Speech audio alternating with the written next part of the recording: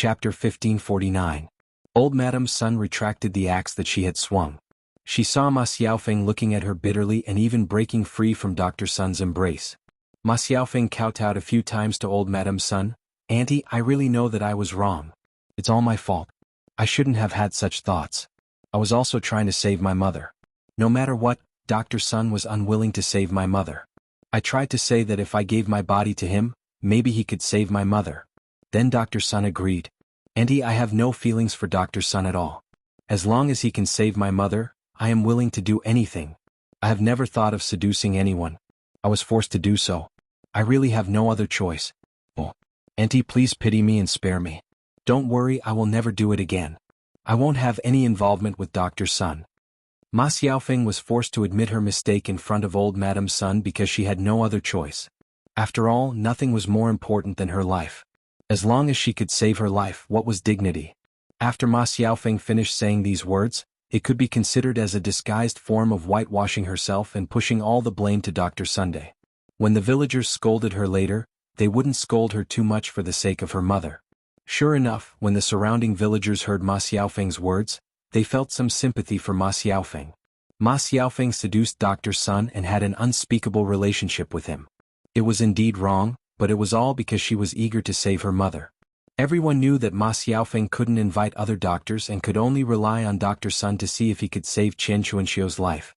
She was eager to save her mother and was forced to use her body in exchange for Dr. Sun to save Qian Chuanxiu.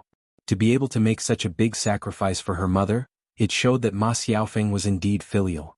If it were them and their parents suffered such a disaster, perhaps they would do the same as Ma Xiaofeng. Many people who had children and parents were moved when they heard this. They wiped the tears from the corners of their eyes and persuaded old Madame Sunday, "Auntie Sun, I don't think Xiaofeng did it on purpose. It was Dr. Sun's fault for not being able to resist the temptation.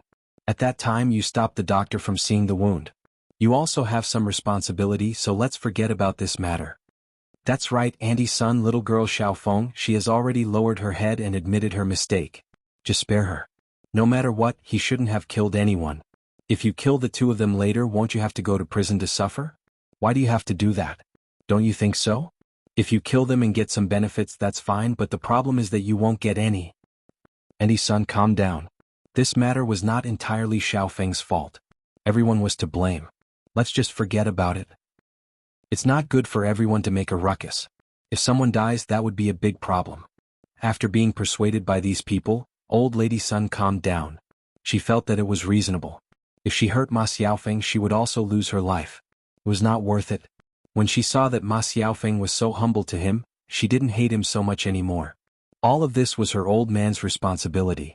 If she couldn't protect him, even if there was no Ma Xiaofeng, he would have hooked up with other women.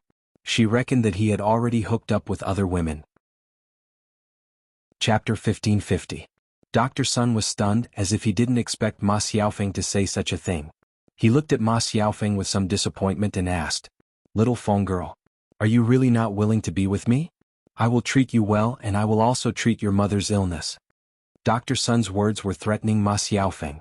In fact, he meant that if Ma Xiaofeng didn't follow him, he wouldn't treat Qian Chuanxiu's illness anymore. Ma Xiaofeng frowned and thought in her heart. Naturally, she couldn't be with a bad old man like Dr. Sunday. It was okay to be with him a few times, but it was impossible to be with Dr. Sun every day in the future. Moreover, with old lady Sun's personality, she would most likely fight her to the death. Compared to her mother's life, her life was naturally more important.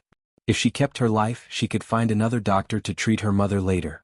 But if she lost her life, it would really be gone. Therefore Ma Xiaofeng shook her head heavily and said, "Dr. Sun, I beg you, please let me go. I never thought of marrying you. In order to save my mother, I had no choice but to be with you. Auntie has served you for so many years, you can't let her down." Ma Xiaofeng's last sentence made old lady Sun feel very comfortable in her heart. Although this woman was a bit cheap, she was tactful. Dr. Sun was even more disappointed. Why was Ma Xiaofeng's previous words different from what she was saying now? It was Ma Xiaofeng who said that he didn't need to be afraid of his wife, but now she was persuading him to be with his wife. "Old man, I think you should give up. Don't you look at yourself? You're already so old and you still want to marry a young one? If you divorce me, you won't have anyone to serve you later." Dr. Sun glared at old lady Sun angrily. He was embarrassed by old lady Sun's words. You stinky woman, even if it's little phone girl, if she doesn't follow me, I won't live with you. Old lady Sun's eyes widened. What did you say? You won't live with me? Dr. Sun snorted coldly. That's right, I won't live with an old woman like you. You. Seeing that old lady Sun was going to make a move on him again, Dr. Sun said, if you have the ability, then come and chop me up. Later you'll see if the government will arrest you and put you in jail. You'll suffer. Old Madam Sun hesitated and didn't pick up the axe again. Things like killing people were done in a fit of anger. Now that he had calmed down, he didn't dare and was afraid. Coupled with the persuasion of the people around her, old lady Sun lost her confidence. All right. For today's matter, both of you should take a step back. Don't make things worse. That's right, we still have to live on. Dr. Sun, since Xiaofeng girl doesn't want to live with you, you shouldn't divorce auntie. Otherwise, who will help you cook and wash your clothes? The chores at home are very heavy. You're usually so busy that you don't have time to take care of it. Since you're an old married couple, you'll be able to help out more or less. Let's just forget about this matter. We've been husband and wife for decades. There should be some feelings between us, right? If the children see you making such a fuss, they'll probably feel terrible too. Dr. Sun, don't even think about divorcing your wife. In this day and age, it's not easy to marry another wife. You're already so old. Aren't you rich? Don't tell me you still want to marry a young girl? Dr. Sun thought about it and felt that it made sense. Everything else was fine. He was just afraid that he wouldn't be able to marry another young girl. He couldn't be a bachelor. Chapter 1551. When he could marry a young and beautiful woman, it wouldn't be too late to divorce Old Lady Sunday. At least during this period of time, he could use Old Lady Sun to help him serve himself. Dr. Sun snorted softly and said, it's okay to not divorce her, but this old woman can't make trouble with me anymore. Which family's woman is so unruly? The villagers persuaded Old Lady Sun again. In order to continue living with Dr. Sun, Old Lady Sun also took a step back. If she doesn't make trouble, then let's not make trouble. Then we have to go back now. Old man, you can't pay attention to this little bitch anymore. Dr. Sun glanced at Ma Xiaofeng, his heart aching. Let's go. Dr. Sun snorted softly. It just so happened that he didn't have the face to stay. These people were talking about it, how could he still keep his face? After a while, Old Lady Sun and Dr. Sun left one after another, leaving only some onlookers and Ma Xiaofeng lying on the ground. Seeing that Ma Xiaofeng was so badly injured, many villagers began to sympathize with her again. The kind-hearted people helped Ma Xiaofeng up and sent her to Ma Xiaofeng's house. Ma Xiaofeng lay down on her bed. Fortunately, someone helped her, otherwise she might not be able to climb back alone. Little Feng, you can't go to such extremes in order to save your mother. You have to be clear about what you should do and what you shouldn't do. Didn't you and Dr. Sun create such a mess that they can't get along well with each other? Yes, Little Feng, don't do this again next time. This kind of thing is immoral. You will be scolded later. You asked about your mother this time so everyone can understand. Otherwise, this kind of thing with an old man will be more serious than having an affair. Ma Xiaofeng also humbly responded to the villagers' words. Okay, uncles and aunts, I will remember what you said. This matter is indeed my fault. I'm sorry to Aunt Sunday. I will buy some things to apologize to her later. I shouldn't have taken the unconventional path to save my mother and hurt myself and others. I have made a fool of myself. Ma Xiaofeng was very shrewd. She knew that the more she explained now, the more disgusted the villagers would be. Instead, she used her mother as an excuse to say that she had no choice but to do this, which could make people forgive her. The villagers saw that Ma Xiaofeng's attitude was good and knew that she was wrong. They felt that it would be bad to talk about Ma Xiaofeng again. Everyone makes mistakes. This time, Ma Xiaofeng made a mistake because she was too eager to save her mother. Thinking about it carefully, she could be forgiven. Moreover, Ma Xiaofeng had already said that she would buy something to apologize to her later. Doing this was already pretty good. Little? The villagers said a few words and then left Ma Xiaofeng's house.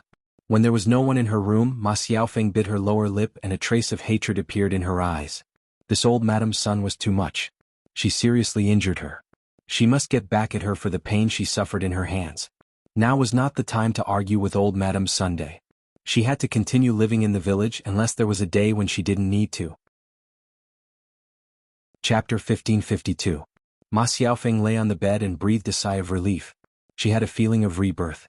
Today she was lucky to escape from old Madame Sun's axe. In the future she must not be discovered by others. Otherwise, if she met a shrewish old woman like old Madame Sun, she would probably lose her life. After watching the scene for a while, Zhao Yun felt a little bored. Originally he wanted to see Ma Xiaofeng's miserable end. He didn't expect that Ma Xiaofeng was smarter than he thought. She knew how to take advantage of people's sympathy. Although this incident had some impact on Ma Xiaofeng, it was not fatal. At most she would be laughed at behind her back. Not many people would say it out loud. But thinking about how Ma Xiaofeng was taught a lesson and old Madame Sun was ruthless. Ma Xiaofeng suffered a lot this time. Ma Xiaofeng should have learned some lessons. Sometimes people were like this. They couldn't be too cheap. After all, the paper couldn't wrap the fire. There would be a day when the truth would be revealed. After the villagers left one after another, Zhao Yun also left resentfully. Zhao Yun first went to the third branch to pick up Tian Tian. Now that Liang Jinxiao was pregnant, she couldn't let Liang Jinxiao work too hard. Taking care of a child was tiring work. She tried to take care of Tian Tian herself and didn't want to trouble Liang Jinxiao. In the afternoon, Zhao Yun cooked some sour plum soup. Liang Jinxiao said that she wanted to drink it, so she cooked some. Daodu and Mu Lianfeng both liked to drink this sour plum soup. In addition to giving it to the men who went to work, Zhao Yun also sent some to Zhu Eru. In addition, she sent some to Mu Lan. Mu Lan had several children in her family. Children liked to drink these things. Seeing Zhao Yun bring the sour plum soup over, De Hua and San all gathered in front of Zhao Yun.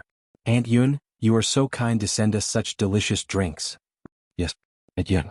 This sour plum soup is really delicious. It's even better than the sugar water at home." Zhao Yun saw the three children, each of them poured a bowl and drank it. They were very satisfied, and her lips could not help but hang a smile. "It's good that you like it. Aunt Yun has a lot of it at home. If you want to drink it, just tell Aunt Yun. If you don't have it, Aunt Yun can make more." The child smiled shyly and nodded. San saw that Zhao Yun was holding Tian Tian, and Tian Tian's big eyes were staring at the three of them.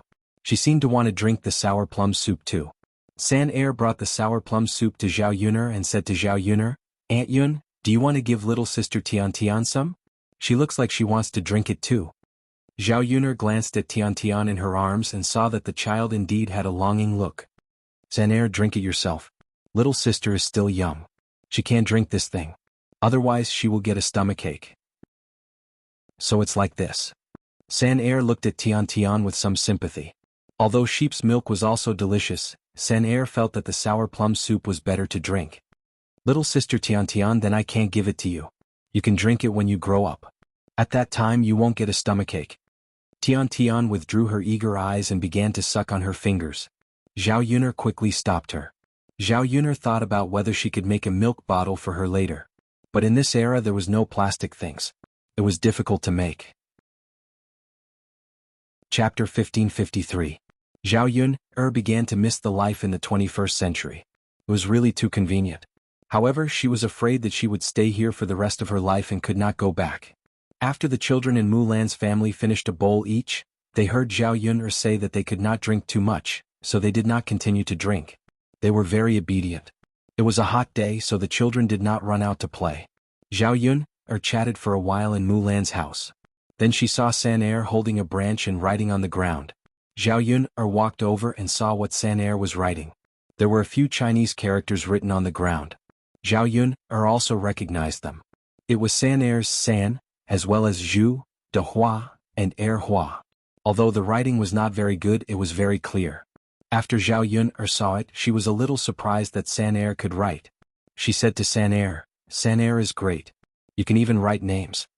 San looked up at Zhao Yun and smiled shyly. "Aunt Yun, these words were taught by Daodu." Zhao Yun was slightly stunned. It was Daodu who taught San It seemed that her baby son was also very powerful. He actually became a teacher and taught others to write and recognize words. "Daodu taught you?" Yes. San nodded heavily. When it came to Daodu, San said with some admiration, "Aunt Yun, Daodu is so powerful. He can write and recognize a lot of words. The other children in the village are not like him." Zhao Yun saw that San seemed to be a little envious, so she said, "Daodu can recognize so many words because Daodu has father to teach him. If San had someone to teach him, she would definitely be able to recognize a lot." Zhao Yun said this to make San feel that she was not worse than anyone else. She could not only admire others but look down on herself. Speaking of this, San Er began to envy again. Daodu's father is so powerful. If only San Er's father was as powerful. Zhao Yun'er's heart trembled. Fortunately, Zhu Eru was not by her side. Otherwise, Zhu Eru would inevitably feel sad after hearing this. San Er, you can't say that. Although your father can't read and can't teach you this, your father can make a lot of things. You can work in the fields and grow food. You can build a house and your family can move in. There are many more things that your father knows, but Daodu's father doesn't. That's why you can't say that. The two of them are on par.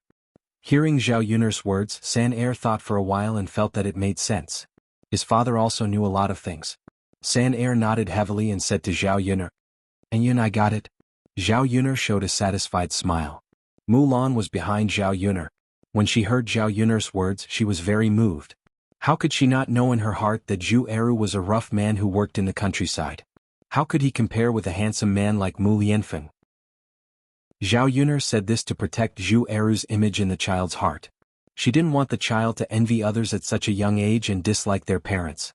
If you want to learn how to read in the future, you can directly find Daodu's father. He will teach you when he has time. Zhao Yun'er said with a smile.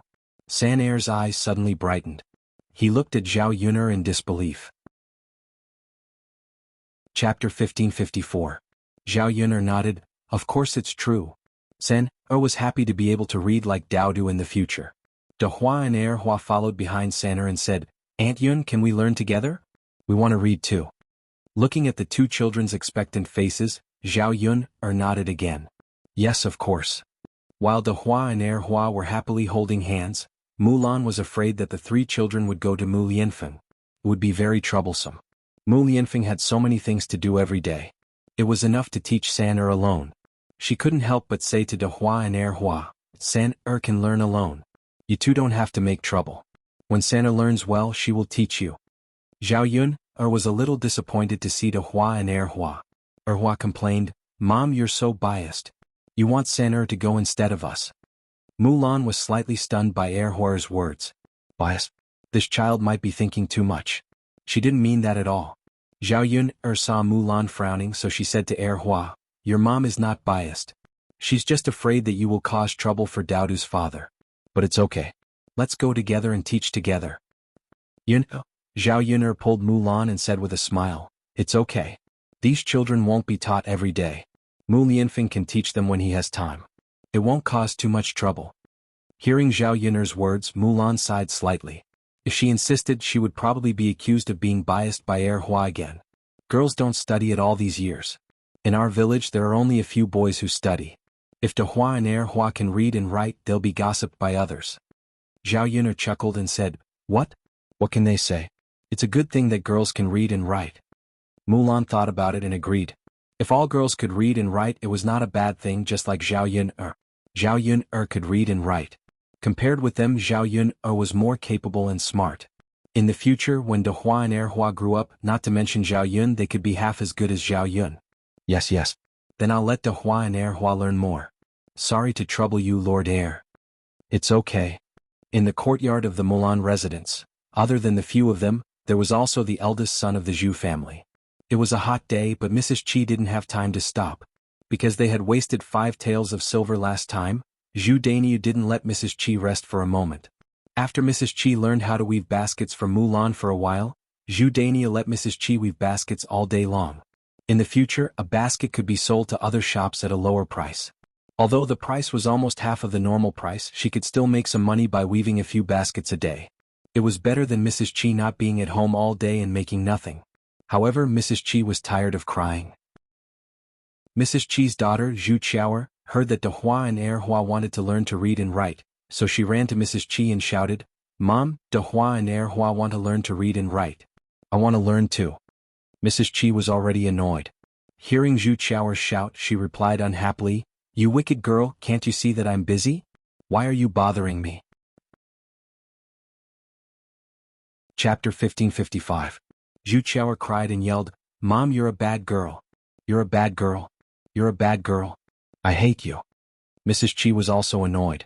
She had been working herself to death and it was annoying enough. Now her daughter even came to annoy her. She was so inconsiderate. Let's be clear. How am I a bad girl?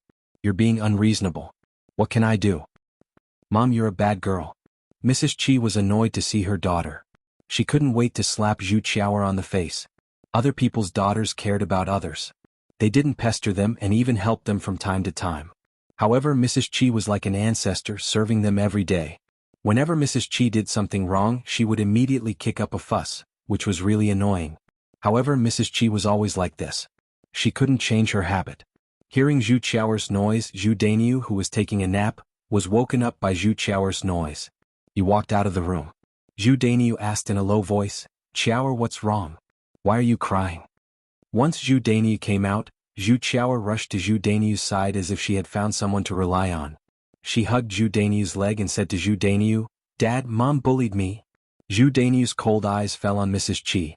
Mrs. Qi pouted, feeling aggrieved.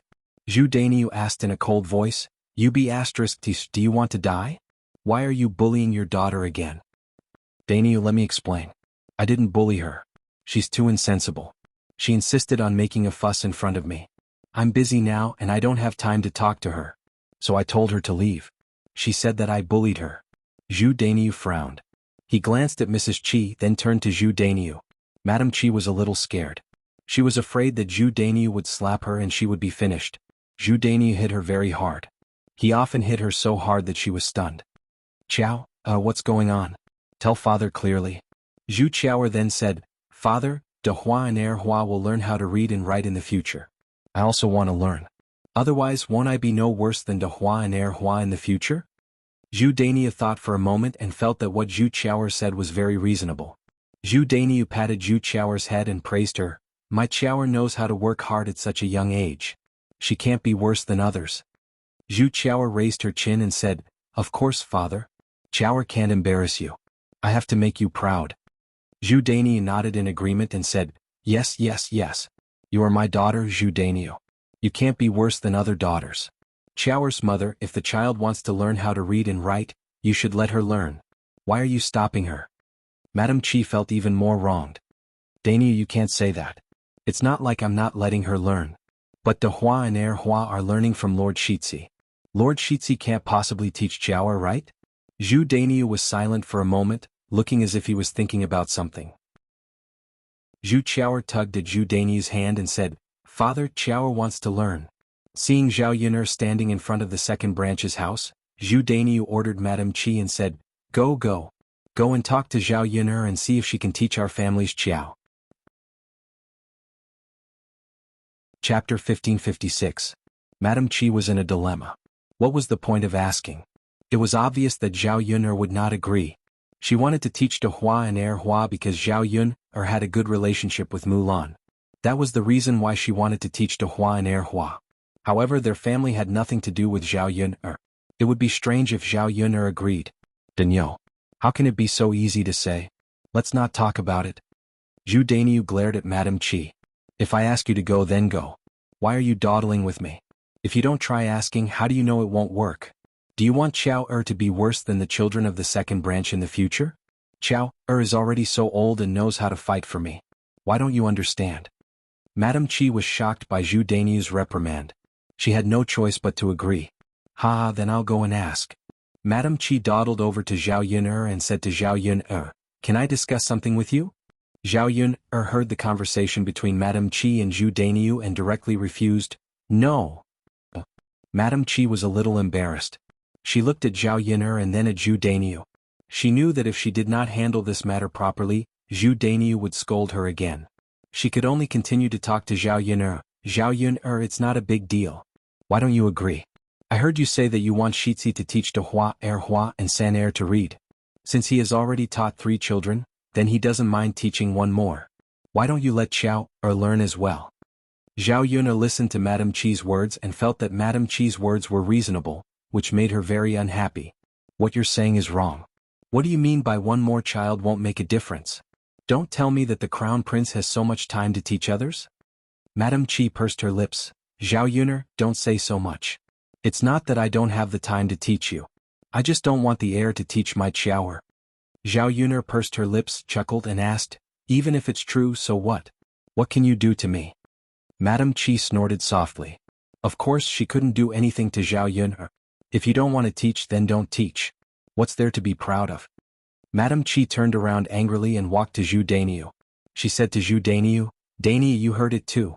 Zhao Yun also said that she won't call our Qiao. Zhu Dainiu sighed.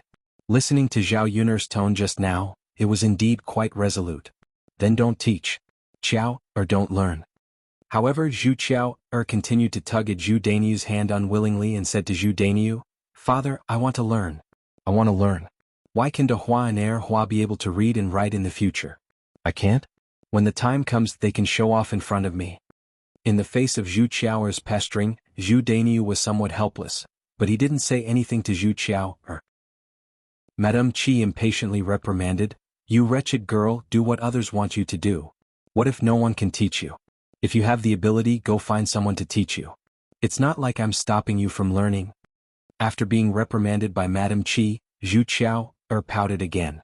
But I just want to. Zhu Dainiu's eyes turned and suddenly thought of Zhu Sanlu. Chapter 1557. Since Lord Shizi is unwilling to teach and Qiao wants to learn so much, why not let Qiao follow third brother? Anyway, third brother doesn't do any work all day. If he has the time, he can teach Qiao. Madame Chi frowned and asked, Dainiu, can third brother do it? Zhu Dainiu replied unhappily, Why can't he? In any case, third brother has been studying for a few years. He should be somewhat cultured, right? Otherwise, wouldn't he have studied for a few years in vain? Madame Chi thought for a while and felt that Zhu Dainiu's words made sense. After all, Zhu Sanlu was someone who had been studying for a few years. He was one of the few scholars in the village. All right, then let third brother teach Qiao. Zhu Dainiu responded.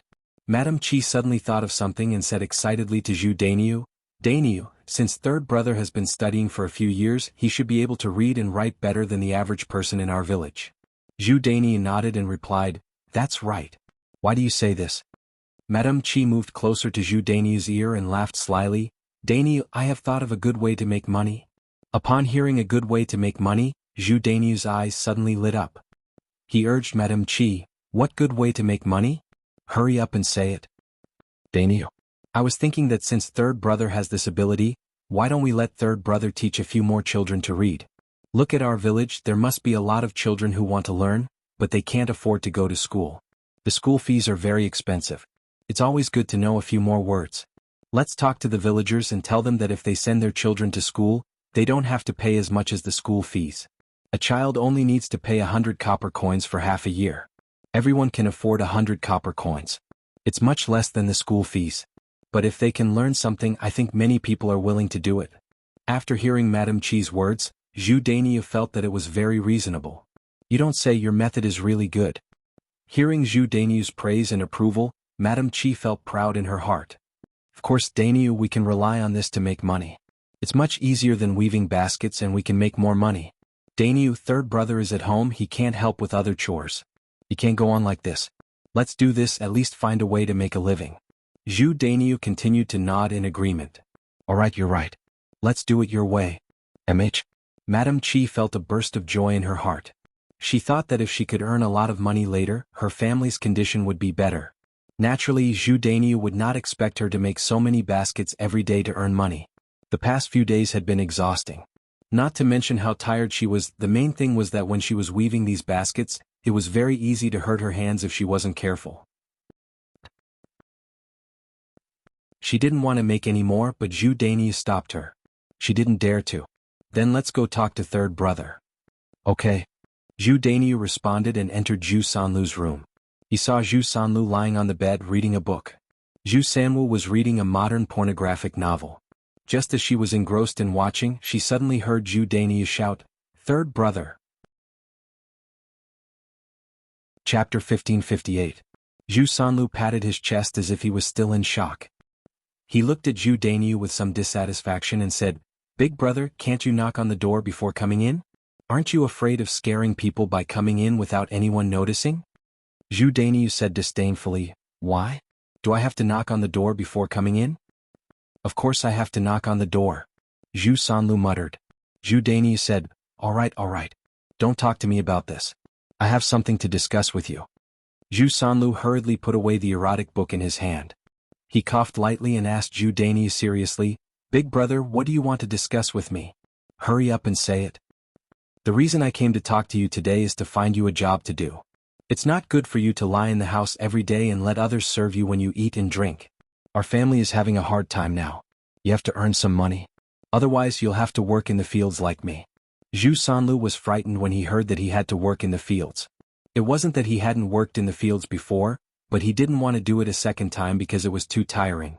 Especially on such a hot day, if he were to go out to work again he would probably lose half his life. Big brother, I can't do this kind of work. I haven't done it for so many years. How can I know how to do it? Moreover, my body is weak now. I can't do this kind of heavy work. Zhu Dainiu glared at Zhu Sanlu. Since you can't do the work in the fields, you have to do the work I arrange for you. Zhu Sanlu hurriedly nodded and said, Big brother, as long as it's not the work in the fields, I'll do whatever you arrange for me to do. Alright then. The work I arrange for you isn't very tiring. It's just for you to teach the child how to read. My Qiao wants to learn how to read. Anyway, you have more time to teach her. Upon hearing Zhu Dainiu's words, Zhu Sanlu agreed without hesitation. Okay. Big brother, leave Qiao to me. It's easy. Seeing the sly smile on Zhu Sanlu's face, Zhu Dainiu recalled what Zhu Sanlu had done before. He warned Zhu Sanlu, I asked you to teach Qiao how to read. Don't you dare have any bad intentions. If I find out, I'll skin you alive. Big brother, don't worry. What else can I do to Qiao? It's good that you know. Big brother, is this all we need to do? You don't need to do anything else? Zhu Sanlu felt that the work Zhu Dainiu asked him to do was too simple. He thought it was some kind of heavy work. Of course not. I'll go back to the village to find some people. If there's anyone who's willing to let you teach them how to read, you can teach them. We'll earn some tuition fees. Good men earn more money to supplement our living expenses. Our days are very tight now. Zhu Sanlu thought about it. If he were to teach a few more children, it would indeed be troublesome and take up a lot of his time. However, in order to not have to work in the fields and have better food in the future, Zhu Sanlu agreed to Zhu Dainiu's request. Okay, big brother. Whatever you say, I'll listen to you. Okay. Zhu Dainiu responded faintly and turned to leave. After seeing Zhu Dainiu leave, Zhu Sanlu heaved a heavy sigh of relief. Then he began to lie on the bed again. He took out the erotic book and continued to read happily. When he was excited, Zhu Sanlu realized that something below him actually had a reaction. Chapter 1559. One had to know that for so long, there was no reaction from the thing down there at all. Ever since Zhu Eru broke his thing down there, his thing had stopped reacting. He had been worried sick these days. After all, he didn't have that thing anymore. He was really a normal man. He couldn't even get a wife in the future. He would probably be mocked for not being a man. Now that the thing down there had a reaction, it meant that it might be cured soon. He could be a normal man again, so how could he not be happy? However, after Zhu Sanlu realized that the thing down there had moved, it was only a matter of a few seconds. Before he could take off his pants to take a look, he felt that it was soft again. Zhu Sanlu sighed heavily. Although he was a little disappointed, the situation was much better than before. Before, it didn't move, which meant that it wouldn't recover at all. Now that it moved, it meant that there was hope. When he earned money, he would hire a doctor to treat it again and see if it could be cured. With this thought, Zhu Sanlu's hope for life was rekindled. When his thing down there was cured, he could ask his mother to marry him a wife. Zhao Yun chatted for a while before returning home from Mulan's house. At night, she smoked some wild candles in the house. As expected, the situation was much better. There weren't so many mosquito bites, so she slept soundly that night. The next morning, Zhao Yun woke up early and prepared to make breakfast. Because of the incident between Ma Xiaofeng and Dr. Sun, many people in the village were talking about it. Most of them were just waiting to see a joke. Because Ma Xiaofeng was injured and couldn't even get out of bed, Zhao Ping didn't go to Yang City after coming to Ma Xiaofeng's house early in the morning. He couldn't set up a stall alone. Besides, Ma Xiaofeng was injured because of a special situation. As a good friend, she couldn't urge her to earn money when Ma Xiaofeng was seriously injured. Xiaofeng, then you should stay at home and recuperate. Don't set up a stall for the next few days. Zhao Ping comforted Ma Xiaofeng as she went to Ma Xiaofeng's bed. Seeing Ma Xiaofeng like this, she felt very distressed. Sister Ping, it's all my fault. If it weren't for me, I wouldn't have delayed you from earning money, Ma Xiaofeng said with a guilty look. Zhao Ping hurriedly waved her hand and said, Xiaofeng, making money is secondary. How can it be more important than you? Let's wait until you recover from your injuries, then we'll go and earn more. Sister Ping, I'm very touched by your words. But I don't think I'll be able to recover in a few days with my injuries. I still need to rest for a while. Zhao Ping frowned. It was fine if they didn't go and earn money, but what should they do about Ma Xiaofeng's injuries? Chen Chuanxiu was already so seriously injured that she couldn't take care of Ma Xiaofeng. Both of them couldn't move in bed now. They couldn't even protect themselves, so there was no way they could take care of each other. Plus, there was no one else in Ma Xiaofeng's house. They couldn't go on like this. Zhao Ping'er asked worriedly, Xiaofeng, you and your mother can't get out of bed and there's no one to take care of you. Who's going to take care of you? Why don't I come over and take care of you for a few days? Ma Xiaofeng hurriedly refused. Sister Ping'er, you can't do that. You're pregnant. How can you come over and take care of me? Chapter 1560. Ma Xiaofeng frowned. Suddenly she felt a little touched. Although this Zhao Ping'er was a bit stupid, and sometimes she didn't think before doing things, in most cases she treated her quite well. Just like now, she didn't even care that she was pregnant for her sake. Big Sister Ping'er, I'm fine. You can't just jump around when you're pregnant. If anything happens to you, won't your husband come looking for me? When Ma Xiaofeng said this, it just happened to poke at Zhao Ping'er's sore spot. Zhao Ping'er sighed again. Sigh, Xiaofeng, you don't know. My husband doesn't care about the child in my stomach. Even if something really happens, he probably won't care. Zhao Ping'er frowned and looked disappointed. Ma Xiaofeng looked at Zhao Ping'er in confusion. Big Sister Ping'er, what's wrong? Which man doesn't care about the child? How can your husband not care about the child in your stomach? At this point, Zhao Ping'er didn't know how to explain it to Ma Xiaofeng. She couldn't possibly say that not only did she sleep with Qin Yuan, but she also slept with Qin Xuan. She didn't know whose child it was in her stomach. Qin Yuan didn't care because he felt that the child in Zhao Ping'er's stomach might not be his. Sigh, Xiaofeng. Anyway, my husband doesn't care. It's fine. Ma Xiaofeng said with a serious face. Alright, Big Sister Ping'er.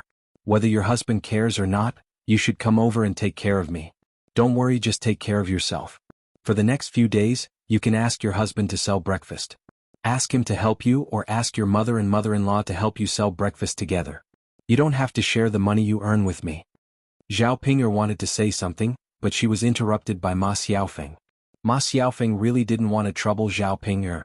Zhao Ping'er didn't know how to cook and her work wasn't neat, so she might as well not come over. Seeing Ma Xiaofeng's insistence, Zhao Ping'er had no choice but to say, Alright then, Xiaofeng. Take a good rest and get better soon. I'll go and discuss this with my mother. She should be able to help me. Ma Xiaofeng responded. At this time, Ma Xiaofeng's younger brother, Ma Xiaoyu, walked in and stopped in front of Ma Xiaofeng. Sister, are you hungry? Ma Xiaofeng looked at her younger brother with heartache.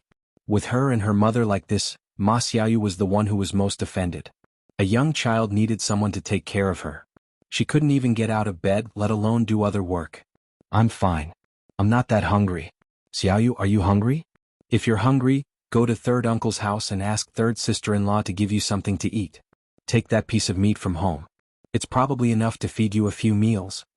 Ma Xiaofeng knew that if they directly went to their relative's house to eat, their relatives would definitely be unhappy. Ever since his father died, his mother and three didn't have much contact with the Ma family. They didn't interact much with the other branches.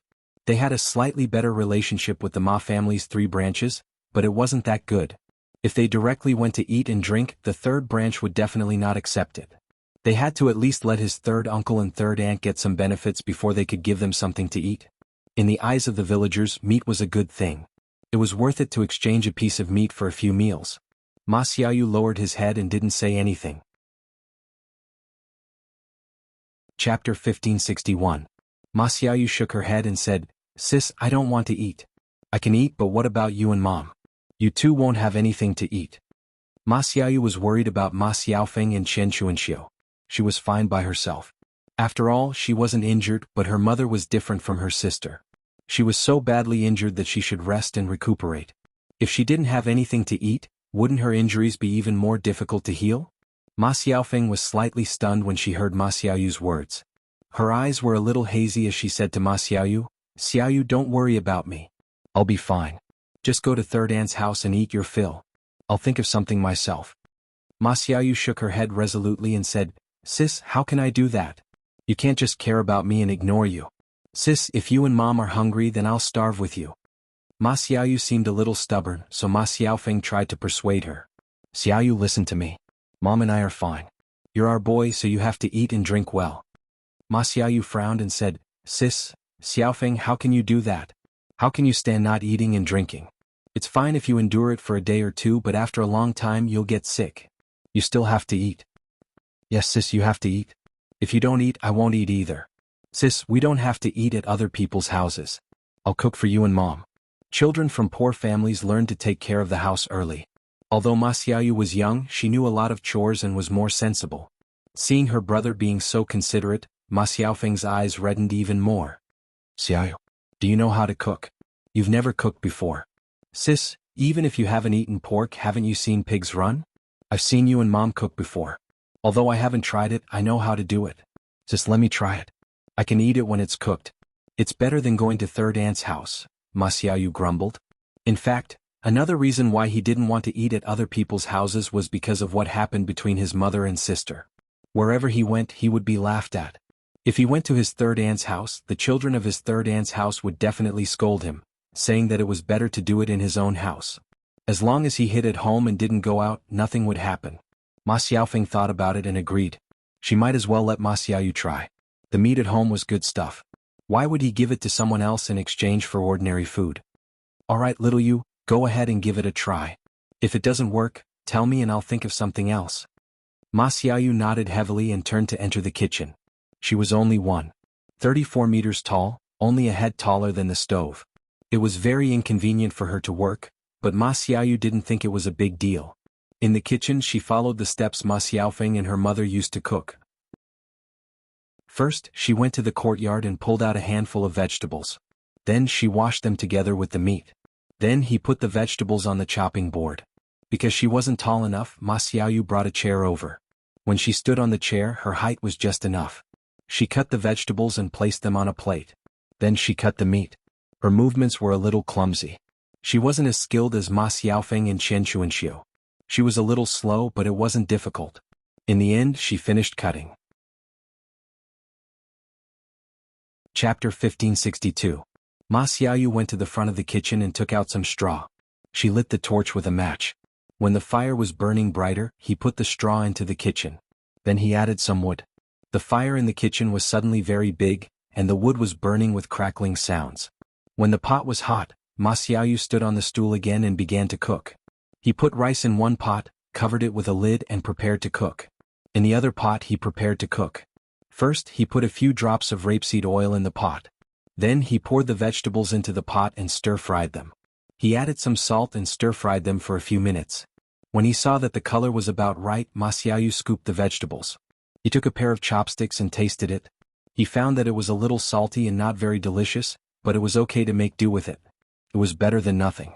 Ma Xiaoyu couldn't make meat, so he put it in the pot and stewed it. As for the salt, he didn't put it in, afraid that it would be salty again. He waited for the soup to be scooped up and brought to Ma Xiaofeng and Chen Chuanxiu. He asked them to add salt themselves. That way they would be able to control it and wouldn't make the soup too salty. After busying in the kitchen for half an hour, the meat in the pot emitted a strong fragrance. Ma Xiaoyu took a deep breath and started to crave for it. Seeing that the meat was soft, Ma Xiaoyu scooped up 3 bowls. Then he scooped some rice and picked up some vegetables. One bowl was brought to Ma Xiaofeng and the other to Chen Chuanxiu. She saw that her brother's food was average and not as good as theirs, but it wasn't bad. Especially the meat. After stewing it, she added some salt, but it tasted very good. After all, the meat was very fragrant and very delicious. After stewing it a little, it lost its flavor. Ma Xiaofeng had been hungry for the whole day. Now that he could eat a hot meal, he felt very happy. Ma Xiaoyu went to Ma Xiaofeng and said shyly, "Sister, I didn't cook well. The vegetables are a little salty. Don't mind it. Just make do with it." Ma Xiaofeng's eyes were filled with tears as she said, "You've done very well. How could I dislike it?" "Okay." Ma Xiaoyu nodded shyly. "Sister, you eat first. I'm going to eat too." "Okay, eat more meat. Don't save it for me and Mother. You're still growing. When you're tall and big, you'll be able to protect me and Mother." Ma Xiaoyu nodded again. "Okay, I got it, sis." After Ma Xiaoyu left the room, Zhao Ping'er sighed. "Xiaofeng, your brother is really sensible. He has such a good brother. If only my brother could be like him." Ma Xiaofeng smiled and said, Sister Ping, what are you envious of? Your brother is also very good. Zhao Ping, pursed her lips and said, it was fine in the past but not now. I don't even listen to you.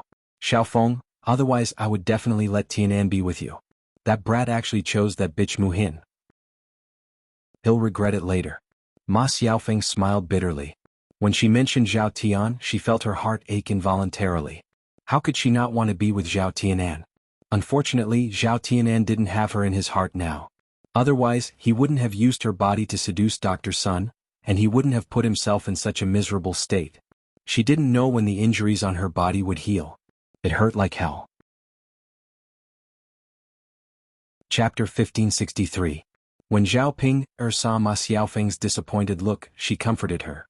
But Xiaofeng, don't be sad. It's Tianan's loss that he doesn't want you. You're so beautiful, so you'll definitely be able to find a better one later. Ma Xiaofeng knew that Zhao Ping was just comforting her. If she could find a good one, it would be fine. She was just afraid that she couldn't find one. After all, her body was already ruined, and the matter between her and Dr. Sun must have spread out. After knowing the situation, which man would be willing to marry her? Ma Xiaofeng knew this in her heart. Zhao Ping chatted for a while at Ma Xiaofeng's house before going to find Liang Jinxiao. She asked Liang Jinxiao to help her sell breakfast in town tomorrow. During the day, Zhao Yun went up the mountain to pick some mint. In addition to using mint water to treat Tiantian's prickly heat, she also used the mint to cook some sugar water to eat. In this kind of weather, drinking something cooked with mint should be very cooling. Mu Lianfeng had something to do in the mountain, so Zhao Yun entrusted Tiantian to Liang Jinxiao. Fortunately, this girl wasn't a troublemaker, so it wasn't difficult for Liang Jinxiao to take care of her. In the past few days, Zhao Wenhua worked on the foundation every day. When she came back, she would take some time to get some wood and make a cradle for Tiantian. It was more convenient to put the child to sleep in the cradle, and it was easier for the child to fall asleep and not make a fuss. When she saw the cradle made by Zhao Wenhua, although it wasn't as good as the one made by a professional carpenter, it was very exquisite. It wasn't a very good thing, but it was a kind gesture. After accepting this gift, Zhao Yun was very touched. After Zhao Yun sent Tiantian over, Liang Jinxiao directly took the cradle for Tiantian to use. There was some straw under the cradle and then there were 2 layers of quilts. Tiantian was placed under the quilt, and she slept very softly. As the rocking bed rocked, Tiantian slept even more happily. She was very satisfied with the rocking bed. Seeing the smile on Tiantian's face, the corners of Zhao Yun's mouth rose together. Mother, it seems that Tiantian really likes the cradle that Daddy made. Liang Jinxiao smiled and said, it's good that you like it. Your father said that many children in other families have one, but we don't, so he thought of making one for you. It would be more convenient for you to take care of the child. Zhao Yun nodded. This was the truth. The cradle could be moved. She could move the cradle to wherever she worked. With the child by her side, she could take care of it. If there were any problems, she could discover them in time. Otherwise, if a person was busy outside the house and the child was in the house, the person outside the house couldn't hear the child's cries. Mother, father is becoming more and more attentive. Zhao Yun couldn't help but sigh. Thinking back, before they separated from the family, Zhao Wenhua wasn't so good. Now that they separated from the family, Zhao Wenhua's personality had changed a little. He knew how to care and be considerate of his family. Fortunately, they separated from the family. Otherwise, with Zhao Wenhua's personality, he would probably listen to Hua Chanhua everywhere. People grew up in certain things. Although Zhao Wenhua used to do things that made Zhao Yun very dissatisfied, she was very happy to see that Zhao Wenhua had changed bit by bit. Haha, your father is indeed becoming more and more attentive, Liang Jinxiao replied with a smile. Chapter 1564. Yunner, don't scold me. I'm already so old, so I'm embarrassed to say it out loud. I'm afraid that others will laugh at me. What's wrong with that? Haha, but your father was quite happy when he heard it. He said that it's a blessing for us to have a child at such an old age. We haven't had a child for many years. Now that our family is doing well, it's here. This means that the child knows when to come and when not to come. Zhao Yunner laughed. There's no need to pick a time to have a child. Since it's here, it's time to give birth. Yes, yes. Liang Jinxiao nodded heavily. After all, it was a life, so it should be treated with caution. As the mother and daughter chatted, they heard a noise from the second household. Mother, have you made breakfast yet? I'm so hungry. It was Zhao Wenshui's voice. It was 8 or 9 o'clock in the morning. In the countryside, most people had already eaten breakfast. Zhao Wenshui didn't have anything to eat at this time, so he was naturally hungry. Hua Chunhua heard Zhao Wenshui's noise and walked out of the room. She replied unhappily, "Eat, eat, eat. All you know is to eat. You're asking me for food so early in the morning. Are you crying for your soul?" Zhao Wenshui also came out of the second household's room. He pursed his lips and said aggrievedly, "Mother, I'm just hungry. I can't starve and not eat. Mother, it's not early anymore. Everyone has eaten. We should eat too, right?" Hua Chunhua glared at Zhao Wenshui. "If you want to eat, don't you know how to cook yourself? I'm already so old. Do I still have to wait on you?" Zhao Wenshui felt a little wronged. When he ate with Hua Chunhua yesterday, Hua Chunhua had already expressed her disdain. Now her disdain was even more obvious. It had only been a day. If Li Chuiying didn't come back, she would have to stay with Hua Chunhua for the next few days. She wanted to eat something every day, but she still had to be scolded. How could she live? "Mother. Tianyu's mother is gone. We don't know how to cook. If you don't cook for us, who else can we ask?" "Mother." It would have been better if Zhao Wenshui didn't mention it. Now that he mentioned it, Hua Chunhua became even angrier. "Then hurry up and bring her back. If you bring her back, there will be someone to serve you. If you want to eat or drink, you can ask her for it." Within a day, Hua Chunhua regretted letting Li Chuiying go back. After all, after they separated from the family, he and Zhao Baoshan were used to living a carefree and happy life. Usually they would just make do with whatever they ate. Now the second branch was counting on her to cook. With 3 more mouths to feed, she would definitely be able to cook more food, but it would also be a lot more tiring. These days Hua Chunhua was used to being lazy. She didn't want to cook. Zhao Wenshui said with a bitter face, "Mother, what are you talking about? It's only been a day." "Tianyu's mother is definitely still angry. Even if I go to pick her up, she won't come back with me." Hua Chunhua glared at Zhao Wenshui. Thinking that Li Chuiying hadn't come back for a day, it meant that her family had accepted her. It was indeed difficult to let her come back now. "It's all your fault, you little bastard. If you weren't too lazy to give birth to maggots, you would have someone to serve you now, right? Mother? You also had a part to play in forcing Tianyu's mother to leave. You can't just blame me?" Zhao Wenshui shouted. He hadn't said anything to Hua Chunhua yet, but Hua Chunhua scolded him like this. Chapter 1565. Hua Chunhua knew that she was responsible, but she didn't want to admit it in front of Zhao Wenshui. She said to Zhao Wenshui with a cold face, "That's your fault. If you weren't lazy and worked harder and didn't make a scene with Widow Qin, would your wife be able to leave?" Seeing that Hua Chunhua put all the blame on him, Zhao Wenshui felt very wronged. Why did he have to take all the blame? He was more upset than anyone else. "Mother?" Hua Chunhua didn't want to talk to Zhao Wenshui anymore. She replied impatiently, Okay. Don't hover in front of me. I'm going to rest in the room." "Mother, what should I do if you're resting? I haven't eaten yet." Hua Chunhua replied unhappily, "If you're hungry, can't you do it yourself?" "Mother, how can a man like me know how to cook? If you don't know how to cook, let Jing do it. She's a big girl in her teens or 20s. Can't she cook?" Zhao Wenshui frowned. Thinking about it, Zhao Jing was a big girl at such an old age. It was impossible that she didn't know how to cook. Since he couldn't order Li Chuiying around, he could let Zhao Jing do the work. So Zhao Wenshui shouted at the second branch's room again. Jing, come out." Hearing Zhao Wenshui's voice, Zhao Jing came out of the room after a while. She went to Zhao Wenshui and asked, "Father, why did you call me out?" "Father and Tianyu are hungry. You must be hungry too, right? Go to the kitchen and make some breakfast. Let's eat together." Zhao Jing looked very unhappy. "Father, why do you ask me to make breakfast? I don't know how to do it." "Why don't you know how to do it?" "Father, I've never done it before. I used to be Mother's assistant, and Mother did it herself." Zhao Jing complained. Zhao Wenshui frowned and pondered for a moment. "Even if I haven't eaten pork, I've seen pigs run. You must be better than me. Jing, go and try it. It's fine as long as it's edible. Your father's stomach is hurting from hunger." Zhao Jing was somewhat displeased and directly refused. "Father, I'm not going." "Why don't you go?" Zhao Wenshui looked puzzled. Zhao Jing said with a cold face, "I'm not going.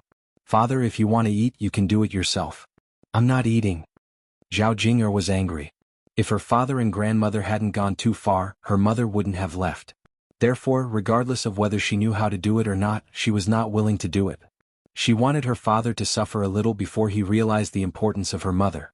Zhao Wenshui was stunned. Just as he was about to say something, Hua Chunhua beat him to it. What are you talking about, girl? You don't even want to do some work. You're a girl, not only can you not cook, but you're also lazy.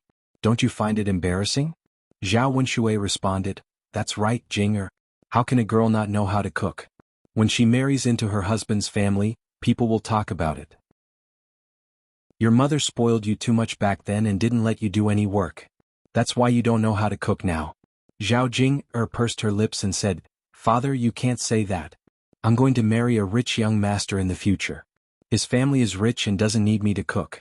Just like eldest cousin-in-law, didn't she do nothing when she married into our family? Isn't she doing well in our family? Who said anything about her? Chapter 1566. Qian Zhozha from the fourth branch overheard their conversation and walked up to Zhao Wenshui and Hua Chunhua. Mother, second brother, stop scolding Jinger. She won't be able to stay in old Zhao's house for long before she gets married. How can we let her do any work?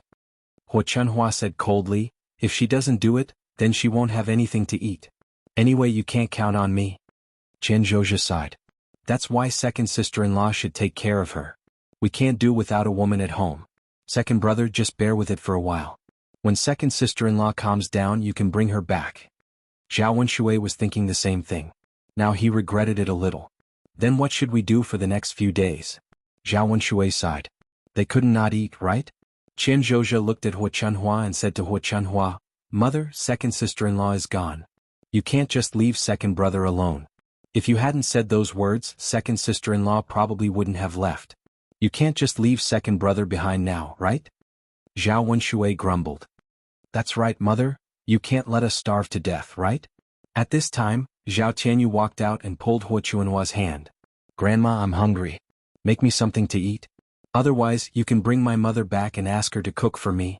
Hua Chunhua gritted her teeth. What sins did I commit in my previous life to have to serve you ancestors? Although she was scolding them, Hua Chunhua went to the kitchen. It seemed that she was going to cook for Zhao Wenshui and the others. Zhao Yuner watched from the side and cursed in her heart. If it weren't for the two weirdos Hua Chunhua and Zhao Wenshui, Li Chuiying wouldn't have left. Now that Li Chuiying was gone, the second branch and Hua Chunhua were the ones to suffer. They had really shot themselves in the foot. He had to make them suffer before they knew the importance of Li Chuiying. Of course, the longer they suffered, the better. Zhao Yuner secretly hoped that if Li Chuiying was stubborn, he would stay stubborn until the end and never come back. Of course, this was someone else's business. She had no right to interfere. Mother, I'll be leaving first. I'll leave Tian Tian to you. Go. Don't worry, Mother will take good care of it. Yeah. Zhao Yuner carried the basket on her back and walked towards the mountain. Liang Jinxiao placed the cradle under the shade of a tree in the courtyard and let Tian Tian sleep in it. After breakfast, Liang Jinxiao carried a wooden basin out to wash the clothes. Zhao Tianan and Zhao Wenhua had to build the house every day. It was physical work, so they were very tired. When they came back every day, their bodies were soaked in sweat and wet, so they had to take a bath every day. Otherwise, their bodies would rot badly. In addition, the weather was hot, so Liang Jinxiao and Zhao Tianfu had to take a bath from time to time. After bathing, they had to change their clothes. Basically, Liang Jinxiao had to wash a large basin of clothes every morning. When Qian Zhurong saw Liang Jinxiao washing the clothes, she walked forward and said to Liang Jinxiao, Third sister-in-law, let me do it. I'll help you wash. Liang Jinxiao waved her hand. It's okay, I'll do it myself. How can I trouble you with this kind of thing? Third sister-in-law, you're pregnant. You can't work too hard. Let me do this kind of thing. Fourth sister-in-law, we're not so delicate. When you were pregnant, didn't you also wash so many clothes every day? If you can do it, then you can do it now. Chapter 1567. That won't do. Fourth sister-in-law, I have clothes at home and so do you. You can't possibly help me wash them. You'll be exhausted if you do so much work by yourself. I don't have anything to do. Third sister-in-law, let me do it. There's no need to stand on ceremony between sisters-in-law. It's okay, fourth sister-in-law. I appreciate your kindness. This isn't tiring work. I'll take my time. It'll be fine as long as I don't rush. Seeing Liang Jinxiao's insistence, Qian Zhurong did not say anything else. All right then. Third sister-in-law, if you can't move, don't push yourself. Call me. Got it?